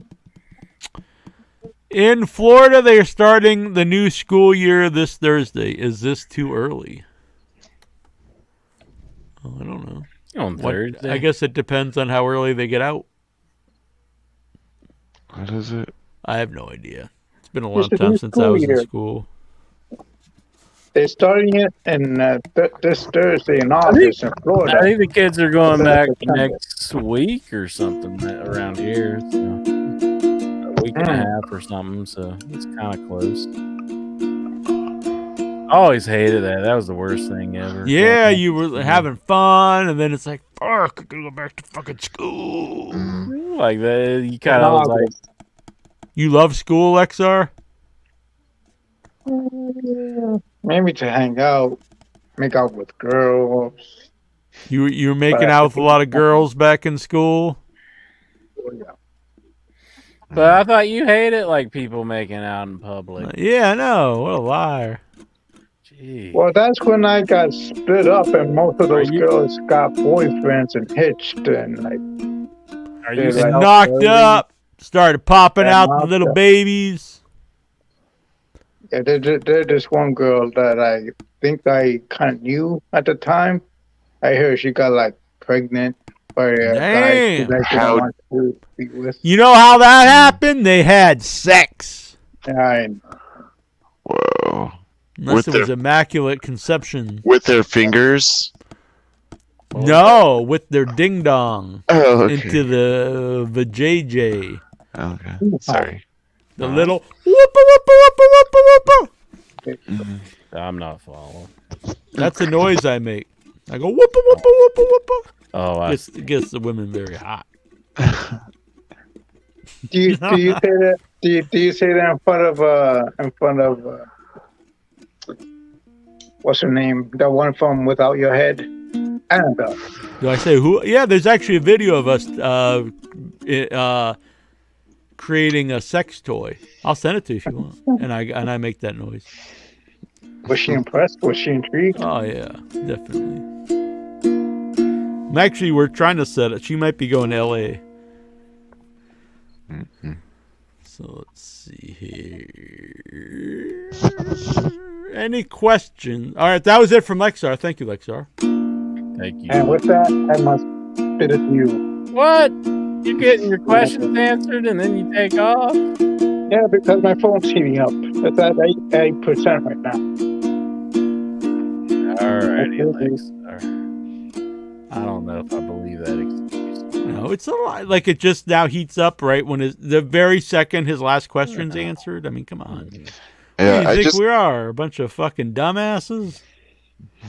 A bunch of fucking idiots? A couple of fucking shitheads? Fucking shit for brains over here?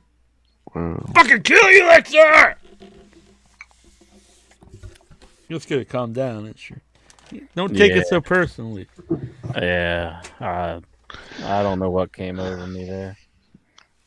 I remember what came over you in the Fan Fest. That was me.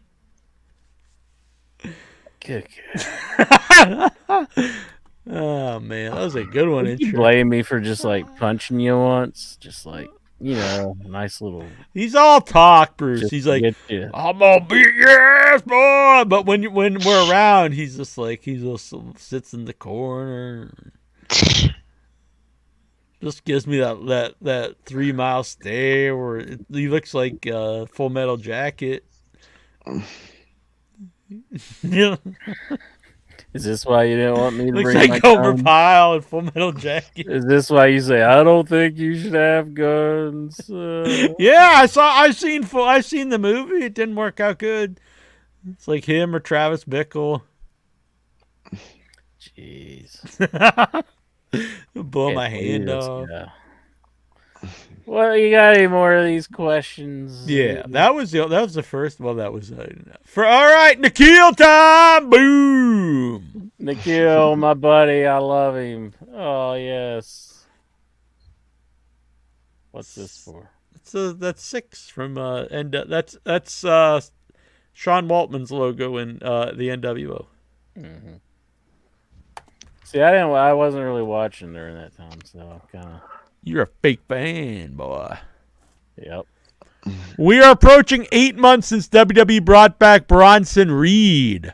Thoughts on Big Bronson Reed's second WWE run so far? Me personally, I'm loving it. I hate Bronson Reed. I wish I'm a fan. I like this dude.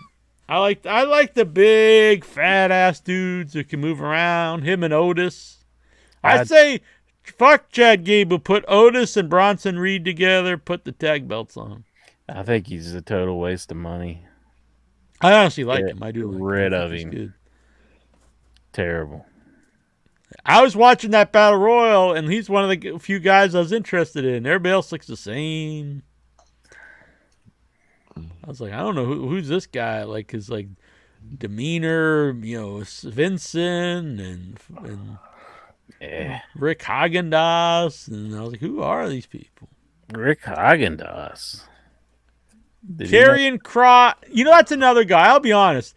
Now, I haven't seen a lot of them, but I heard so much hype about Karrion Kross. Every time I see him, I see absolutely nothing in this guy. Uh-huh. Now, granted, it could be how he's used in WWE, but I always hear him I always expect to see like this Greek god who's like full of charisma and stuff, and he just seems like just any other guy. Well, I think he was used better in Impact, but you weren't watching Impact, so. Karrion Kross has now officially been back in WWE for 1 full year on the main roster. All things considered, rate the run out of 10. Like a 3, maybe? I mean, he's barely even on any shows. I've only seen him a handful of times. I don't think my rating would be very much higher, maybe 4. But they don't really use him a whole lot for anything, so. Kip Sabian, Evil Uno, Alex Reynolds, and John Silver have all agreed to new 3-year deals with All Elite. Your thoughts? Talk about waste of money. I think Silver. I think Evil Uno has, I know he's been there since the beginning. I think you could use him as a manager or some.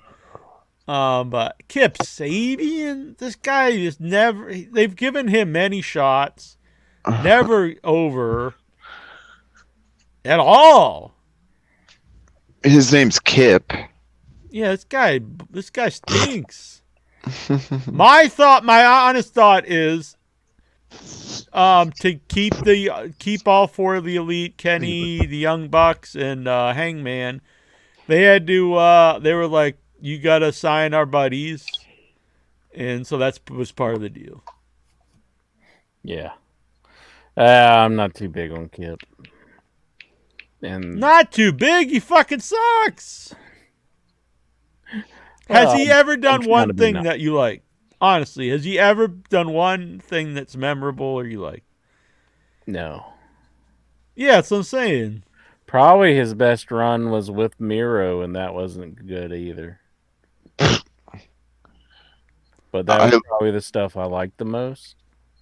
And I didn't even like it that much. Right. The best thing was bad. Yeah. I looked up his name, and the first article I pulled up, it says Kip Sabian talks about why he wore a box on his head. Yeah, that was a terrible angle that went absolutely nowhere. Yeah, I didn't get that.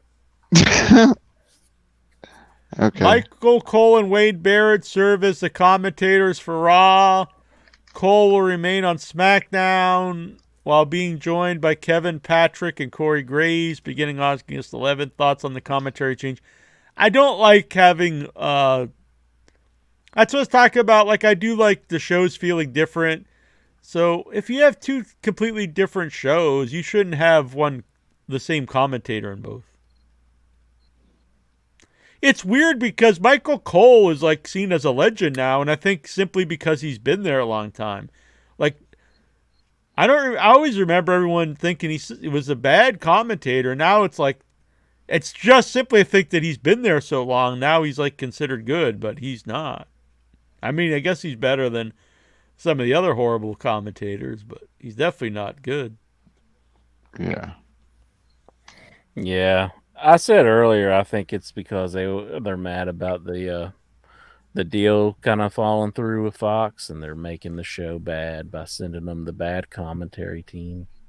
I'm with the Horror Biz here. Michael Cole sucks. My Horror Biz, are you Dave Deadman? FTR challenge Young Bucks for All In. Are you excited? Yes, I think this is a really big match that AEW fans get behind. And for all the people that were moaning for, months or a year that they never did the third match between FTR and Young Bucks. Well, it's for the best they didn't, because you couldn't have a bigger platform to do it on. So it worked out for the best, honestly. Yeah. This will be big. So,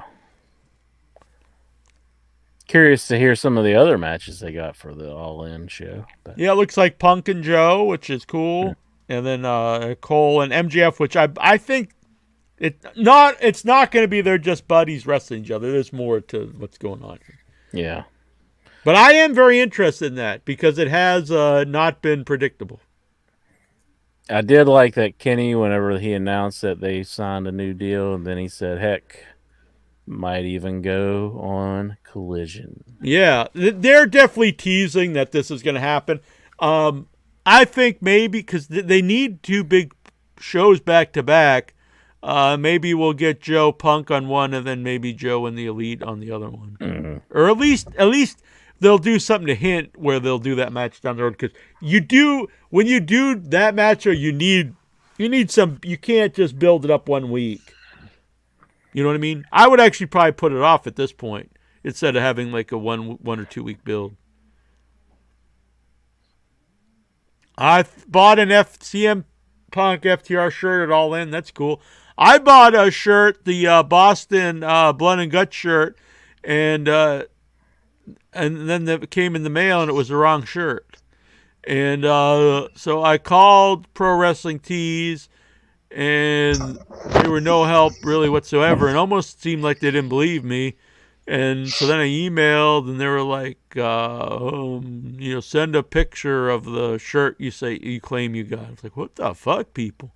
So I did, and then like it said, we'll get back to you in 72 hours. I'm like, good God, like Jeez. I'm a paying customer, like you guys blow. And then they finally got back to me, and I had to send the shirt back before they'd send me the one I got, so I sent it back, and I haven't heard anything since, so it's probably going to be my last time I buy anything from AEW Shop, unfortunately. It's been a very bad experience. Wow. Good. That's just not a random website. That's AEW. Wow. Yeah. It was an official AEW shirt. Wow. Yes, it is! Dave Deadman! Shout out! Dave Deadman! Dave Deadman! Dave Deadman! Dave Deadman! He's a good dude. And walking. Annabelle was asking about you the other day, my buddy, my pal, my amigo. Glad to see you. Hope you're doing well. Shoot me an email, and we'll talk about what's happening. I'd like to get back in touch with you. I have a new phone number, so I don't think I have you on my number anymore. I used to talk to Dave Deadman all the time, Incher. Mm-hmm. While Incher ignores me, doesn't answer text messages, Dave Deadman always would.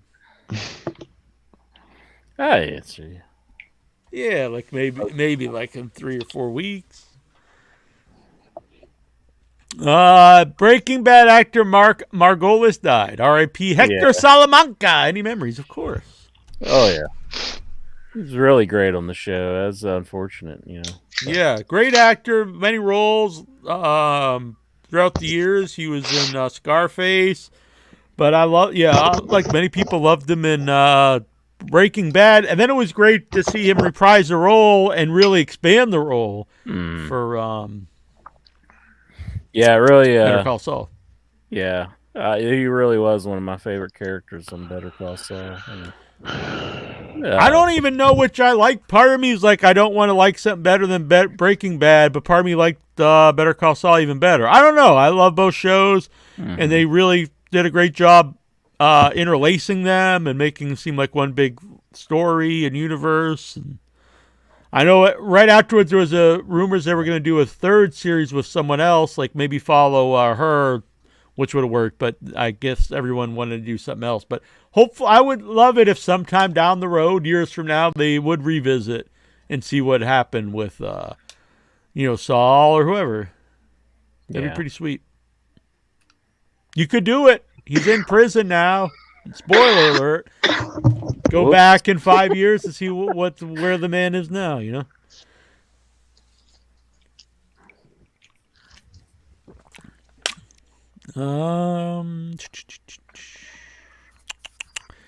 It's David Duchovny's birthday. What are your favorite films or shows of David Duchovny? Mine is Californication and Evolution. I have a X-File pencil. Oh, really? It says the truth is out there. Like that episode where all the pencils have different... I'm not saying this to be cool because that's really annoying to me when people are like, I never saw Game of Thrones or whatever. But I've actually never seen the X-Files show. And I don't say that to be cool. I actually would like to watch it. It's something I might binge watch at some point. Yeah.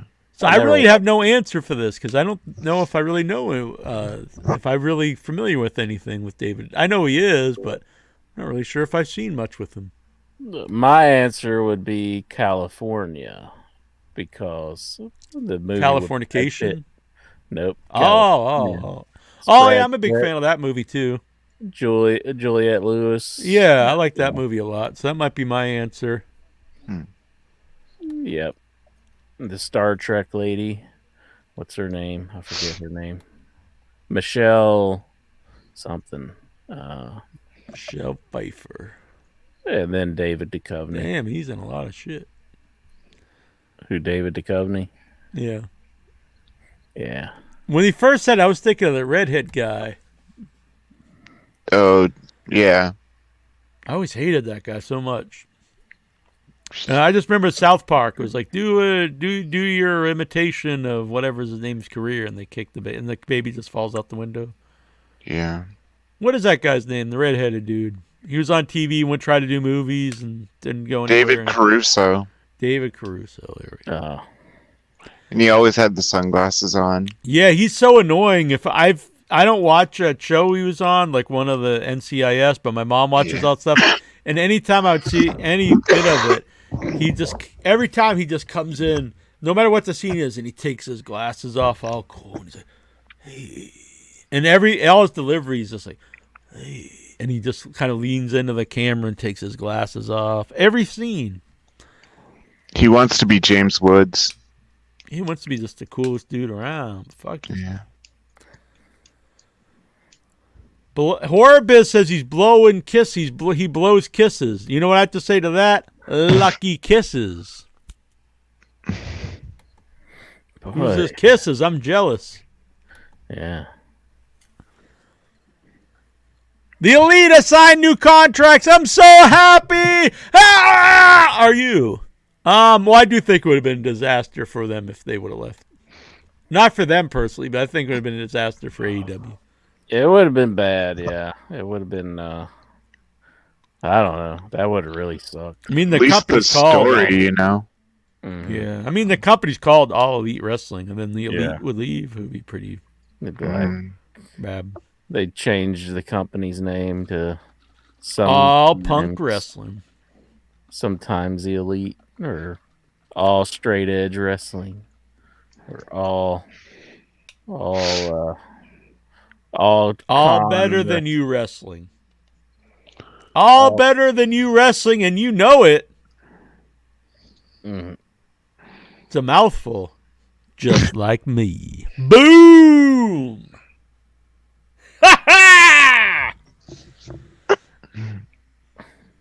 All right, Incher. Enough of this foolishness. Let's get down and dirty. Let's get to business. Let's get to the wrestling. Listen, bro. This is the wrestling business. The wrestling. The Elite will remain with AEW for years to come. But that means they never made it to the big show as far as Eric Bischoff is concerned. That stuff's bullshit.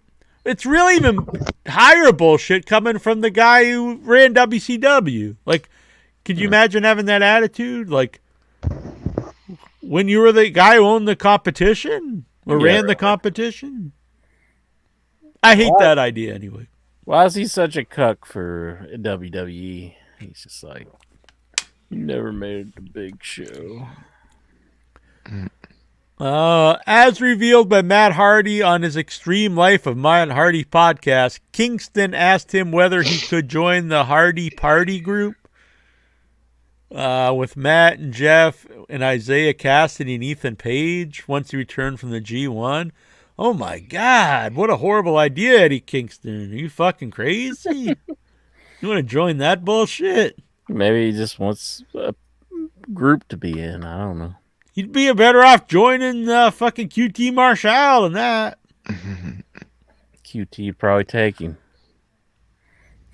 Young Bucks have the I highest. like the lady that's in that group. She does make me. I like the current. Harley. I like the current group with. I wish it'd get beyond. I wish what's his name was on TV more.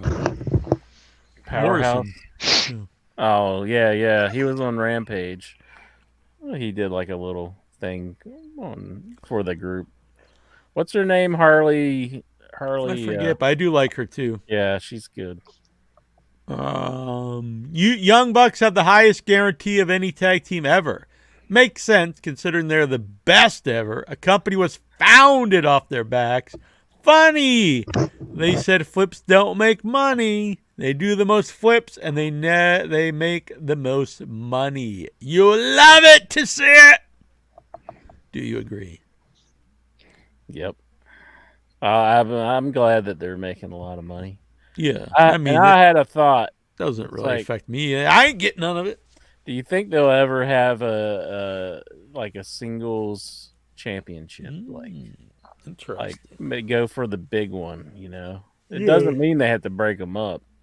Mm-hmm. Just put the main belt on them or something. Well, if they're signed for years, I think maybe you could. But also the good thing about AEW, the tag belts aren't like secondary belts. They are, you can main event the shows with that. I think it'd get a lot of heat though if they put the belt on one of them. Yeah, I'm not against it. It's I could see that really being a big heat drawer for them at this time. I mean, maybe down the road they'll be more baby facious, but they're kind of baby face now.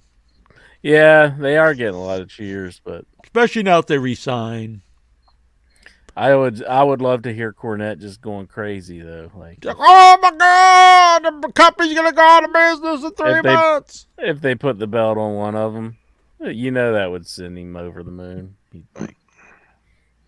Do you agree? Oh, here's another one. Triple H says WWE Women's Division talent gets same amount of thought as the men. Your thoughts?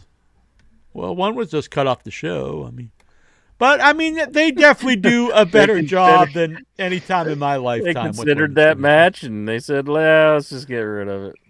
I don't think that's true that they put as much thought into it, but it's definitely used more and better than it ever has been in my lifetime. Yeah. I do think the ending to the 3-way was pretty creative, how they had Charlotte do the figure 8 and all that. Yeah, it was good. But I was watching the after SummerSlam press conference, and that's where he was saying it. And yeah, but he's like, it's just whichever story is better at the time, and it can be with a man or with a woman. It doesn't matter. That's always been Intra's motto. Yeah. Intra, what did you think of this? That's Travis, a pretty good one, yeah. Travis Sandow, I liked it. He wants it, so I'll send it to him. I drew a picture of all you guys. Oh, really? Let's see it. See? Damn, you actually drew it while we're on I love it. That's wild. It's just mainly a picture of the phone. Yeah. I was like... I like it's all abstract. It looks like something out of 1984 or something. That's my phone holder. That's what I'm looking at. I have a similar thing actually. That's how we do dinner in a movie. The Intra's asleep. That's right. Yeah, I did draw the individual things kind of. Yeah, but I'm terrible at this. Oh no, that's Alexar. Alexar is he looks like he's almost asleep. I did What's CB. Being awesome. That's what I'm doing. I'm all pumped. There's Lexar. Yeah, I don't know which. I think this is Intra over here. He's I think he's laying down. He's just he's dozing off. Yeah, see, his head is over here. I love it.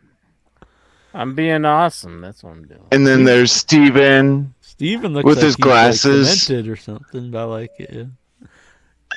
And then The one you looks like a judge. Travis there. Mm-hmm. And playing me. the drums or something. That's me there. All right.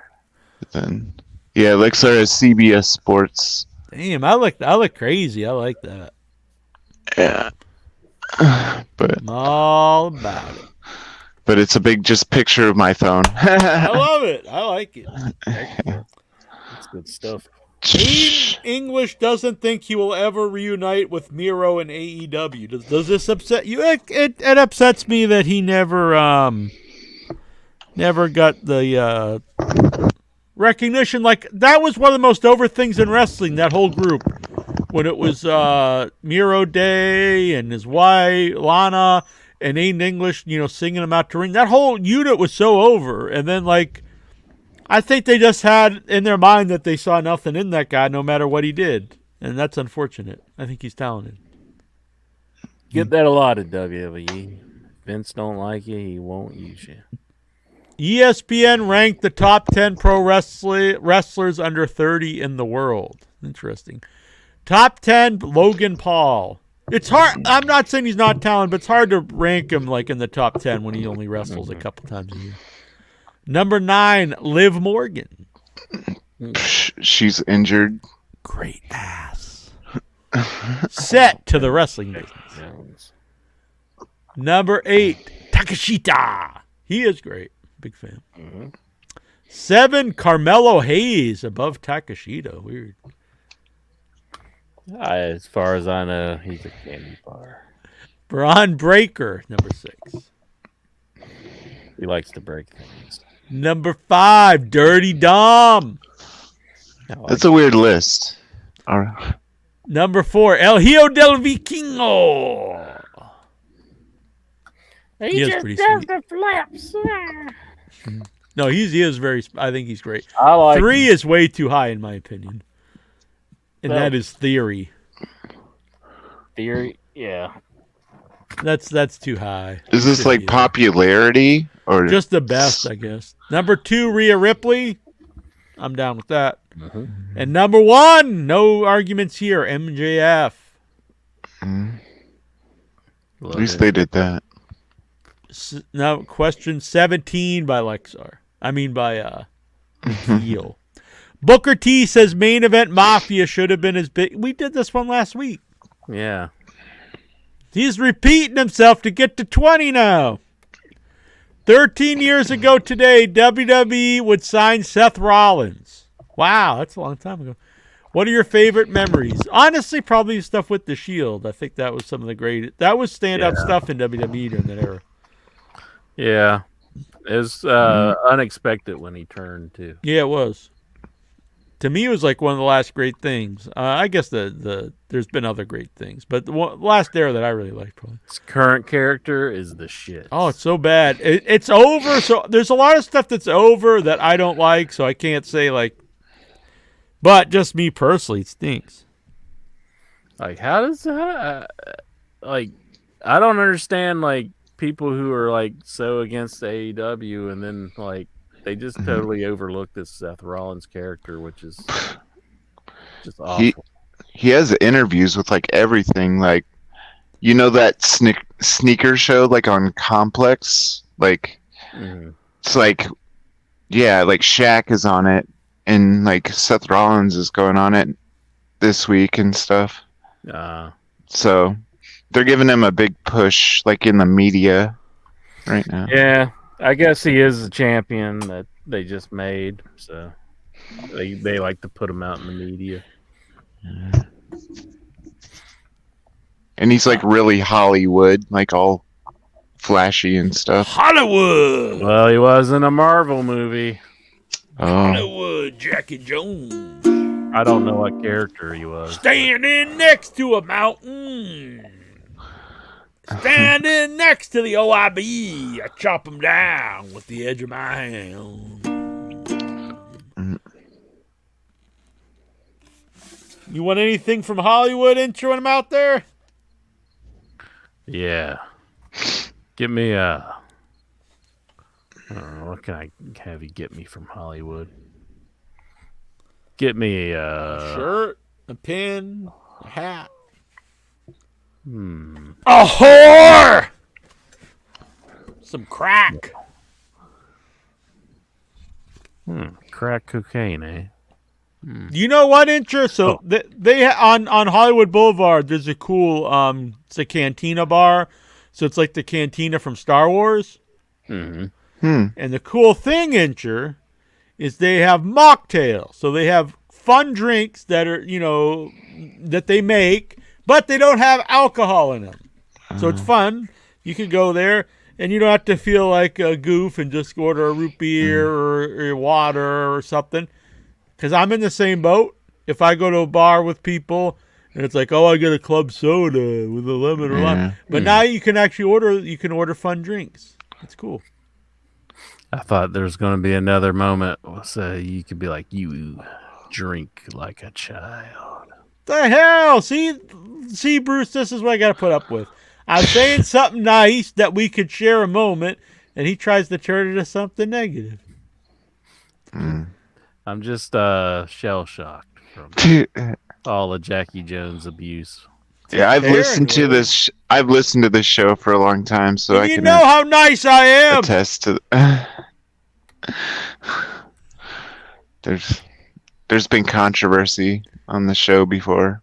You know what that does? That creates cash. So Eric Bischoff says. Let me try to find. Anyway, it was fun.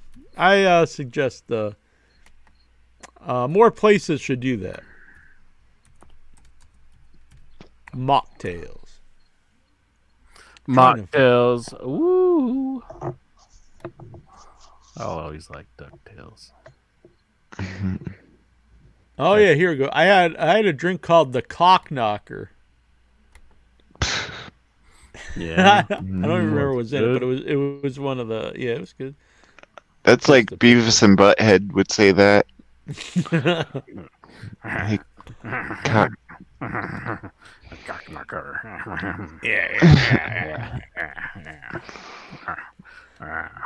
That's at the Cantina Bar, ain't sure. Well, look at them. They're green. Tom. You think they're just like the Incredible Hulk? Give me the mocktail. How we doing? Enough for your shenanigans. What? Ask me a question. I want to Question 19 from Nikhil. I want a Nikhil question. Former Impact and NWA champion Nick Aldis is in Minneapolis ahead of tonight's Raw. Aldis is being brought in for a potential producer role and will be at a number of upcoming TV tapings.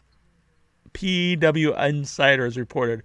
Your thoughts? Why does he want to be a producer? And what I don't understand, why do they sign producers and they're always people that they didn't think were good enough to even wrestle for them? Yeah, you're like, Abyss, you're not good enough to be here, but we need you to help put together matches. Nobody else wants to get jobs. Like Petey Williams, like all of them are old like guys that they never brought in to wrestle. Nick Aldis, they never would hire to wrestle, but like, oh yeah, but you'd be great to put the matches together. They are all guys who wear suits, like Abyss when he wore the suit, That's and the only like Nick thing that matters. Aldis. Is like, Vince, what do you think about this guy? Well, what's he wearing, pal? He's got a suit on. Oh yeah, he's great. Yeah, he's like got a mask on too, but no. Scrap Iron Pierce. I always liked the dude. Never had a shot anywhere on the big stage. Hire him to be a producer though. Why? It makes no sense. Yeah, I don't get it. The woman that we had on the show that used to be with the Kings of Wrestling. Yeah. Again, they will not get when Dead Against ever given her a chance as a wrestler, but will sign her to train women. Yeah. It really is odd. Paul Heyman says the Bloodline story is in the bottom of the third inning, and they haven't hit their stride yet. So what's this going to go, like 10 years? Jeez. I don't know if I can... It's starting... I don't know. This recent turn, I don't think was very great. The whole Jay and Jimmy, and it's just losing its momentum, if you ask me. It was at the press conference too, and like Roman Reigns didn't come out, and that was like the first question they asked. So he was like blowing extra smoke up people's asses. He was like, "Oh, we haven't even started yet, and Roman Reigns isn't here, but ignore that. Like, he was here, but he's gone now." I don't know. Holy fuck! This question is Incher. He's gonna win you over, and now I'm gonna turn on Nikhil. I miss Kazarian and Joey Janela. Do you agree? And who do you miss? Well, you're a fan of Joey Janela. I like Joey. Yeah, I like him. I wouldn't. I don't like miss. I'm not trying to badmouth him. I don't like sit around like, man, I really wish he was around. But I liked him fine. I don't dislike Kazarian, but like I definitely don't. They tried it. He's just not. He was good in the tag team. He's not like he just doesn't have the personality for singles. I mean, he was doing that Elite Hunter thing. That was What horrible. Was he doing? Yeah. The Elite Hunter. That was terrible. Yeah, that wasn't so hot. I don't really miss him though. I mean, you ever just sit around like, God damn it, where's Kazarian? No, I'd get him mixed up with like Kazarni in my head. Like, it is. I don't know. Kazarni is like really bad too. He's the best. I loved his eye makeup. Like the best. There's probably people I miss. I don't know. I miss Kazarni. People in AEW that you might miss. They haven't really let go too many people that I like. I'm gonna say Brody Lee. Yeah, that's a good answer. I like that. You could say like Stu Grayson, but he's back, and I kind of like the whole thing they got him doing with the. I do too. I like it with the right. I have one. William Regal. Oh, that's a good one too. Yeah, they even named the whole thing after him, and he fucking left. Yeah, right away. Yeah. I wonder how he feels at Vince. Yeah, he's like, oh man, Vince is out. I got to get back. And then he gets back. Vince is back. Whoops. Yeah. He's already back. Jonathan Jackson wants to know, when you've had the time of your life, who do you owe it all to? I had the time of my life. Patrick Swayze sang that. All to you, 'cause I think Patrick Swayze's who I need to owe it to. I have a video of singing that if you would like to see it at some point, Bruce. I can't show it here because we'll be stricken, but yeah, sure. That'd be awesome. How thick is your cock? Oh my god. Oh. Coke can. Damn. Mine's like a 2-liter bottle. Mine's kill like people. Like a drumstick, like. Well, like an actual drumstick. I was thinking the ice cream thing. Yeah, the ice cream would be more accurate, I guess. Really thin, but it like spear comes out like a Road Warrior thing, but backwards. I don't know. And there's nuts on top. Yeah. Damn, they're usually on the bottom. It's all jacked up down there. When was the last time you've watched wrestling and thought, if only this couple next to me wasn't here making out? I never had that thought. Me neither. How long has it been since you've touched a TV remote? Oh, not very long. Oh, like right before the show, I was watching Raw, so I turned my TV off to. Does he not use remotes? Does he just like talk? Yeah. I know when I stay with Michael and Sophia, everything in their house is all with the It's not called sear. It's called something else. I won't say in case. But everything you got to tell everything. Turn on the lights, and it's kind of weird to me. Like you just got to talk to the house. I wouldn't want to just be like talking. Like I just feel like an idiot. Pick up the remote and do it, but I guess it is easier because like you don't even have to pick up the remote. But I mean, it's not that hard. Yeah. Even they have it set like you could say Suspiria, and it will turn the lights like a pink or a red and purple, whatever it is, or green and purple. Cool. I have my computer hooked up to like my TV, so I have to like turn 5 things on in a certain order. So I was always thinking like if someone else had to turn my TV on, they'd be screwed. Right. Yeah. Yeah. I have this remote for my lights here, so I can turn it all different colors. Like right now it's on blue. I can do it. See, that's kind of a green tint. Kind of a pink. You impressed, Incher? I'm so impressed. I think I have a remote like that in the other room too. Yeah, I can. You're switching through them now. Yeah. That one's like a strobe. Strobe. Strobe me! Strobe me! How thick is your stick? Man, Jackson's all horned up tonight. Yeah, really. And he's all about the thickness, not the length.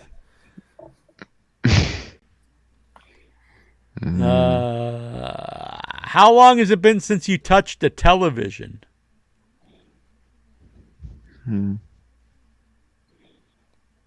Yeah.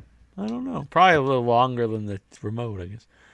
I know I cleaned my television like before last week, before the show. I think I cleaned off my television. So. How long has it been since Jack and Incher have touched? We touch each other in the heart every moment we're together, and every second we're apart.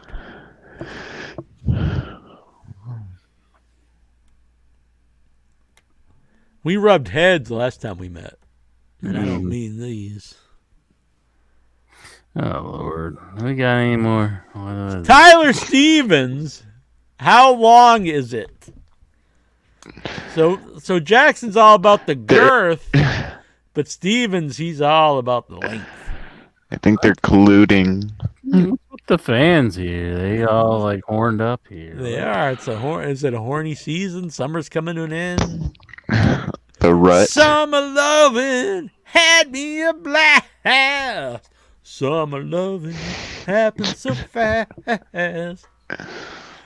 Let's see. How long have you believed the Arby's logo is a cock?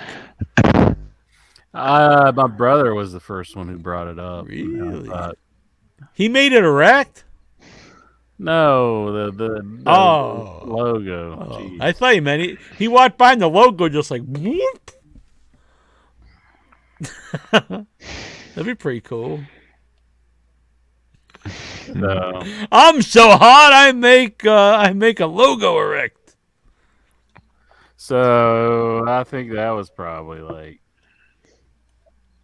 90s. I don't know. Really? Do you have it like marked on the calendar? No, I don't have it marked on the calendar. See, don't you see it? Like that's the foreskin right there, and then that comes up as the head. Wouldn't it just, if it is a penis, wouldn't it just be a head, like the head of the penis? Yeah, but I mean, they gotta have. It'd be a really small penis. They gotta have the name of the company. It'd be like no shaft. Well, yeah, there is no shaft. It's just the head right there. It looks like a rolled up, like a condom when just like the tips rolled out. Maybe, but does it make you hungry for roast beef?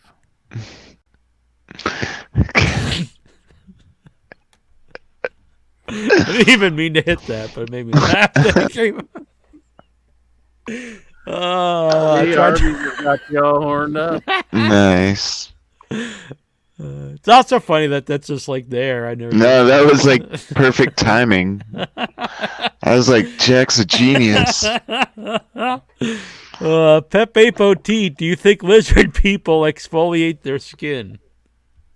No. What is it? They like molt, right? Well, they be that scared does of make a. If there are the reptilians, do they have like a secret like shops like market where they can go and buy like stuff for their skin? Because they couldn't just go buy human stuff. I always kind of figured this skin was like a suit, though, and then like underneath they're like Right, but you would think they'd have to like put stuff on their lizard skin to keep it like moist or dry or whatever lizards do. So they're not like the Terminator. That's like they feel. What? No, I think they're a reptile, but then they put fake skin over masks. Because that's what Val Venus, who I get all my info from, he thought that woman, her mask was coming off. So even though that they're a reptile, do they don't have the bone structure of a reptile, or do they? No, they're like a reptile human. Like they're they're like upright. They just so happen to be all human sized except for their reptiles. Lucky that way. Like in G.I. Joe, the movie where Cobra Commander turns into a snake person. Like that. Yeah. That freaked me out when I was a kid. And then that dude Roadblock was blind, and I was like, what the hell's going on? Yeah. This messed up. They had some freaky stuff on G.I. Joe. Freaky deaky, yeah. Oh, yeah, ain't you? Yeah. Get a little freaky. Horbiz 138, Jack and Incha sitting in a tree. No, he says Jack and Incha, Daddy, then docking, cocking connection. Yeah, come on. Too Like, sweet. Docking the goose. I don't know. It's not even spelled like that. Tony Obastaz. Would Incher rather let Michael Hayes lick his taint, or would he rather shoot drugs with Tammy Sitch? Damn. Shoot some drugs with Tammy Sitch. Damn. Like shooting with your gun, like, boom, just say no. Like, I don't think I could get that mental image out of my head of Michael Hayes. Yeah, but if he was licking your taint, you'd be kind of like dominance over him. You see, this is the difference between me and you. It is. That is a clear difference, because I wouldn't see it as a sexual thing. I'd just be like, yeah, bitch, I'm making you, you're doing what I'm saying. It wouldn't be like a gay thing. Mike Besselar. In the Charlie Haas in Your Head episode, which just dropped on the Headyverse. So join that, and you can listen to Charlie Haas. It was like days after he was fired. I listened to that. Yeah. And that was Bruce messed said, up. Yeah, he was not a happy man. Yeah, that was messed up. He was like just got married. Yeah. Like, I don't know. They CM Punk'd his ass. Like straight up. I guess they probably Charlie Haas CM Punk, because this was like prior. Yeah. In the Charlie Haas in Your Head episode from 2005, Intra says, I just want people to email me to boost my self-esteem. Should we be concerned? That was several years ago. Yeah. Well, do you want people to message you or email you now? If you do, how do they contact you? I'm 1 Inch Biceps on Hotmail, Yahoo, and Google. Gmail, yeah. But I'm good. No, you don't need to be worried about me. So. What if they would go watch it? Boiled versus microwave. That would be good. Also, Chinese buffets, thumbs up or thumbs down? Big thumbs up for me. I'm a fan of the Chinese. I like them, but it's sure hard to count your calories when you're at one. That's very true. So that's just a cheat meal for me, and I just don't bother. Yeah, it's like Because just a little serving of something will probably take you over, even if you are counting. So it's like, Yeah. That's a day you just can't do it. yeah, that's just something you can't do if you're counting. So it's not something to go to all the time, but every once in a while it's a nice treat. Oh yeah, for sure. I like it. Brian Matthew Klutz. Are you skeptical of people who claim to be longtime listeners but don't know that Incher is from West Virginia? That's pretty bad. Yeah, that is. That's happened a few times, and I'd always does think, are they telling the truth or are they fibbing? Yeah, there's been a lot of like stuff like that. Like if you listen to the show, yeah, you'd have to know that. Right. What was the first show you listened to, Bruce, of In Your Head? I don't know. I remember listening to New Jack video, like recordings, a lot, but I don't know. I sat outside of this building where like people would take their not cans to be recycled, but all kinds of other like stuff, and I'd download like 10 episodes at a time and listen to them. So I probably like. Did you have like Hillbilly Jim on any? Never had Hillbilly Jim on. Okay, I don't know. I listened to like I don't know.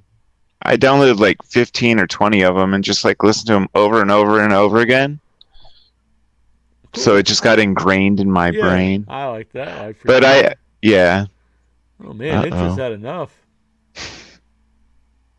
Like I gotta go play some. What do you think he plays on his phone there? Playing some Farmville. Yeah. Doc Man wants to know, where can I purchase a Neil Jones face mask?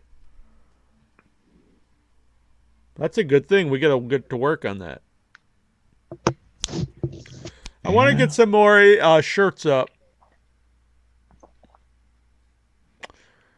Send me some ideas. Anyway, that was fun. Thank you, guys. That's all the questions. If you'd like to send questions in the future, join the group at facebook.com/group/IYH Wrestling. Or you can email IYHWrestling@gmail.com or jackinyourhead@gmail.com. If you have any weird wrestling news or something, you can also send that to jackinyourhead@gmail.com, and I might bring it up on future Jackie Jones shows. So any kind of weird merchandise or something weird that we don't necessarily talk about on In Your Head, anyway, send it on over. I got some like prepaid credit card things. Oh, sweet. By the way, I also want to mention, send me your address because I'm going to, I got to find the photo that I owe you, and I'm also going to send you a sticker because you sent a super chat to Without Your Head the other week. Okay. And I've got a bunch of Without Your Head stickers. Heck yeah, that's awesome. I'll put it on bicycles. I got green ones and red ones.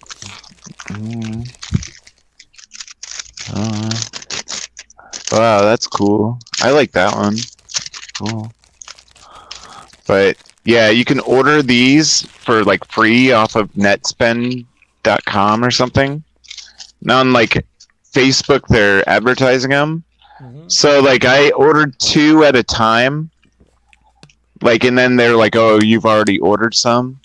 So I ordered The Undertaker and Macho Man before. And I think I've showed them before. Macho Man, But now they have like 10 more, and this is cool.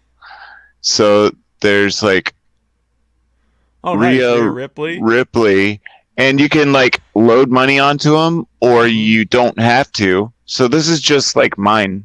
Oh, so you can just have it, not even... It's a card, yeah. It's like a card with my name on it that has Rhea Ripley on it. And you could do like 2 at a time. So I have like Macho Man, Undertaker, now Rhea Ripley. And then So this is kind of fun. I have another one that I've completely forgot what it was because I'm awesome. All But right. so let's see what it is. New Day. I'm guessing New Day. New Day. That's who I'd probably get. New Day. Yeah, there's like AJ Styles, which I probably wouldn't get, and I don't know, all kinds of them. The gay community. Let's see what it is. Oh, it's one person. It's one person. Who does that look like? Looks like Jericho, but I don't think they probably didn't make Jericho. No, they wouldn't make him. Okay, I'll take it off. But yeah, like after the show, everyone, oh, this is a good one, could get 2 of their own with their name on it. Oh, Austin. Yeah, it's pretty For sweet some reason, angle too. Yeah, it looked like the vest looked like it was shiny. But yeah, like Jericho's like Y2J vest. Right. Yeah. But yeah, that's a pretty cool Stone Cold one, yeah, you know. it's very cool. Yep. But That's fun. there's like 10 of them that you could choose. That's very cool. I like it. What's the yellow bear there? It's not a Care Bear. Oh, it's really weird. I bought it at a Goodwill, but like look at that fucking thing. I love Like, it. He's got like buck teeth, and he's got like... And like look, it has like udder, like chicken things on its head. It looks like udder from a cow. Like it's got like cow teats on its head. Or like a rubber glove. Yeah, oh yeah, like a mohawk. I see. Yeah, he's like the Red Rooster. Yeah, like Terry Taylor. Yeah. But like, I don't He's know. a monkey. Yeah, I don't know. And all the writing's in Japanese on the tags, so it's like, I think it's just a weird fucking demon thing. No. Do you want to name it? I was gonna say Steve, but Okay. I think Nigel is a good name.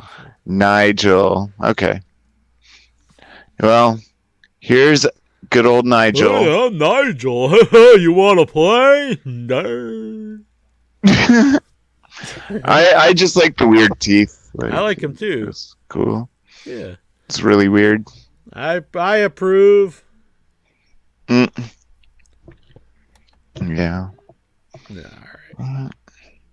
All right. Well, we'll be back next week. I think that might be the last week until I get back. That's 16th, 23rd.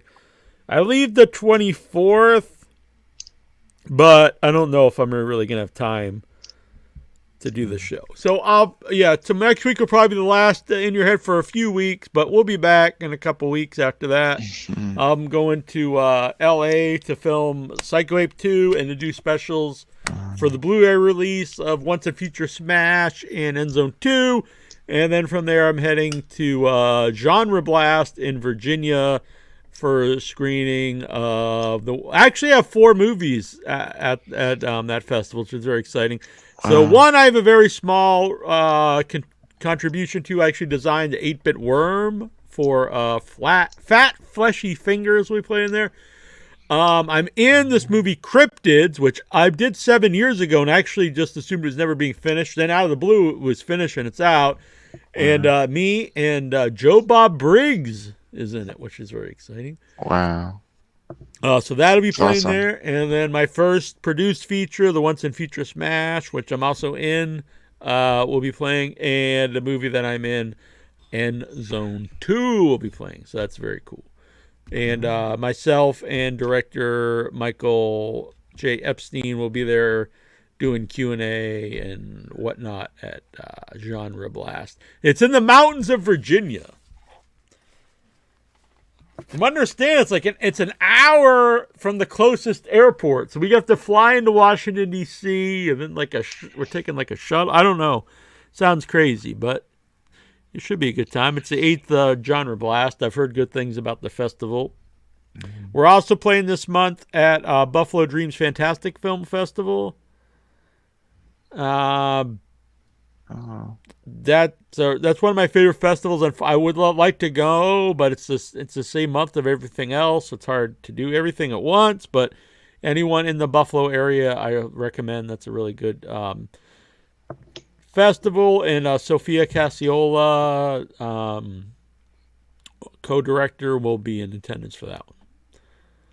Mike Hawk Hurts. Sorry I'm late. Have a nice vacation. Well, thank you, Mike Hawk Hurts. You're a good man. I'm going to try to have a bunch of classic In Your Head episodes keyed up to put up while I'm away. So you can join the Headyverse here and get classic, unedited, remastered editions of In Your Head. And if I have time, I don't know. If I have time, I'll do some live shows, even if they're short, just to talk to everybody. Oh. And also subscribe to Without Your Head if you're into horror stuff. We'll be live this Thursday with Fred Vogel, who directed an extreme horror film in the early 2000s, August Underground. It's its 20th anniversary. And I do some live stuff off that too. So join there. Join all this stuff. Subscribe. Share it out. And thank you, Bruce. You're a good man. No matter what interest says about you. Damn it. I'm just kidding. All right. Let's play us out. Who does? Oh, this is Ron Hex. Andre the Giant song. It was our original theme song, too, before the Duckman song. So you listen to the old 2005 shows, this is the theme song. The only thing edited out of the old shows is the music. The original theme song, the Andre the Giant song, and then eventually when the Duckman song comes in, they'll be on there. But it had a lot of licensed music for the outros and like in between episodes, and I had to edit that out or else it gets flagged by YouTube. But nothing else is edited out, and the audio is much clearer than the original episodes. It takes a while to do that, but I think it's worth it. All right, I'm getting out of here. Andre the Giant. Andre was big, yeah, yeah, yeah. It was not small, no, no, no. Andre could drink, and he could fight. Drink, drink, drink, and a fight, fight, fight. Andre was big, yeah, yeah, yeah. It was not small, no, no, no. Andre could drink, and he could fight. Drink, drink, drink, and a fight, fight, fight. Andre the Giant. Andre was big, yeah, yeah, yeah. It was not small, no, no, no. Andre was great, he was not bad. A great big heart and a great big man. Andre was big, yeah, yeah, yeah. It was not small, no, no, no. Andre could drink and he could fight. Drink, drink, drink, and a fight, fight, fight. Andre the Giant. From Grenoble, France.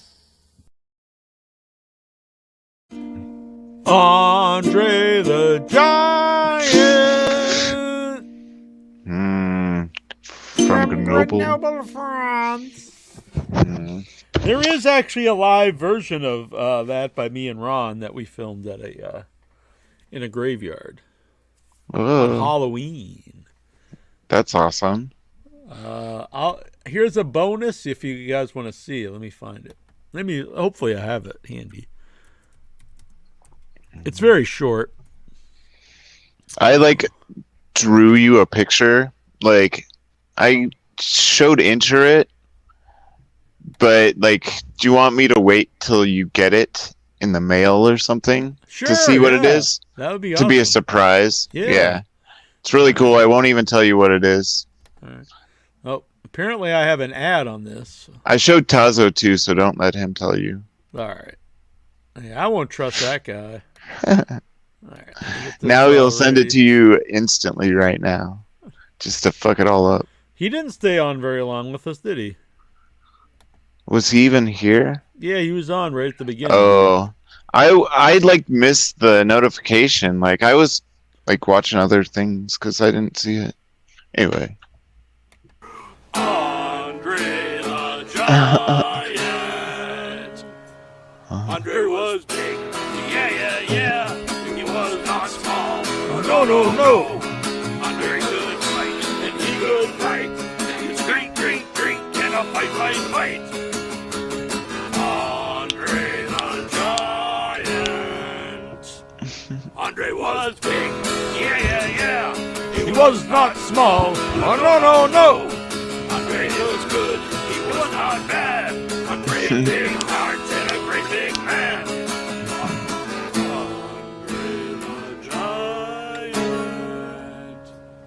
Andre was big.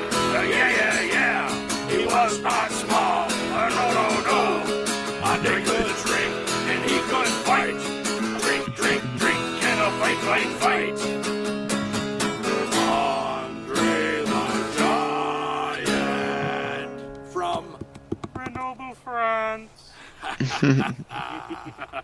Very good. That was cool. I haven't seen Ron for many years.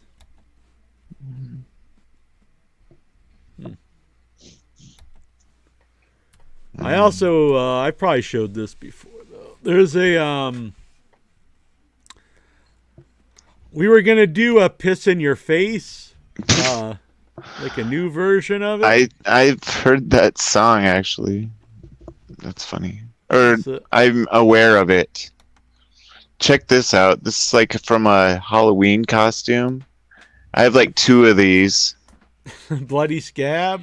In just like a thing. So I put it in my medicine cabinet. Just in case someone comes over and like ever sees it in there. That's pretty rocking. Yeah. So here I want to get more. Oh, sorry. No, it's all right. I started this. I didn't want to. Here is, we were going to do a new version of Piss in Your Face. Here is what happened.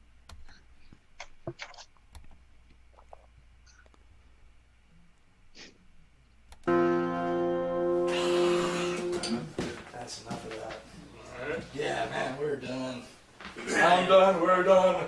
You're done! Do the Jackie Jones song. Jackie Jones! Wait, yeah. I know. Ready? I'll have to get in here for that. Piss in your face, piss in your face, piss in your face. Piss in your face, piss in your face, piss in your face, piss in your face. Such a disgrace to your race. I know we can do it. You really want to do that? Get in the chair, Jack. All right. Yeah, man. I don't want to be in it at all. All right. Well, you want me to say piss in your face? I don't know anything to do with it. I'll give you like metalish.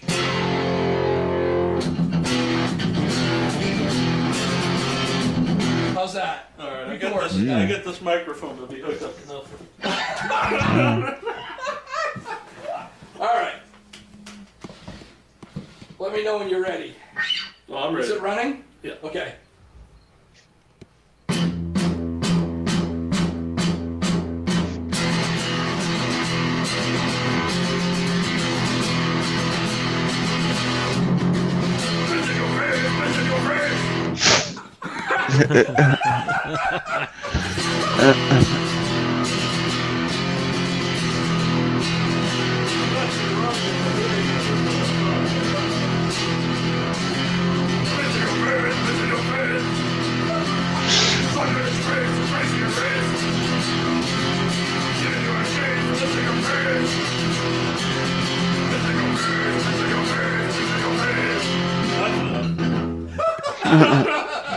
That's awesome. Hell yeah. I think I forgot.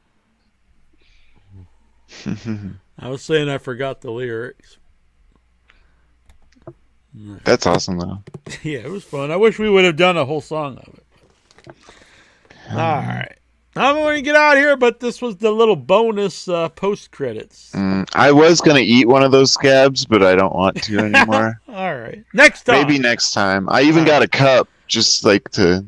All right. And if not next time, then around Halloween. Or I'll do eggs or. Yeah, I'll do something weird, gross. I might even barf. Well, you don't need that. After. Oh, I see. Okay. All right. Not intentionally. Anyway. Night, guys. Mm-hmm.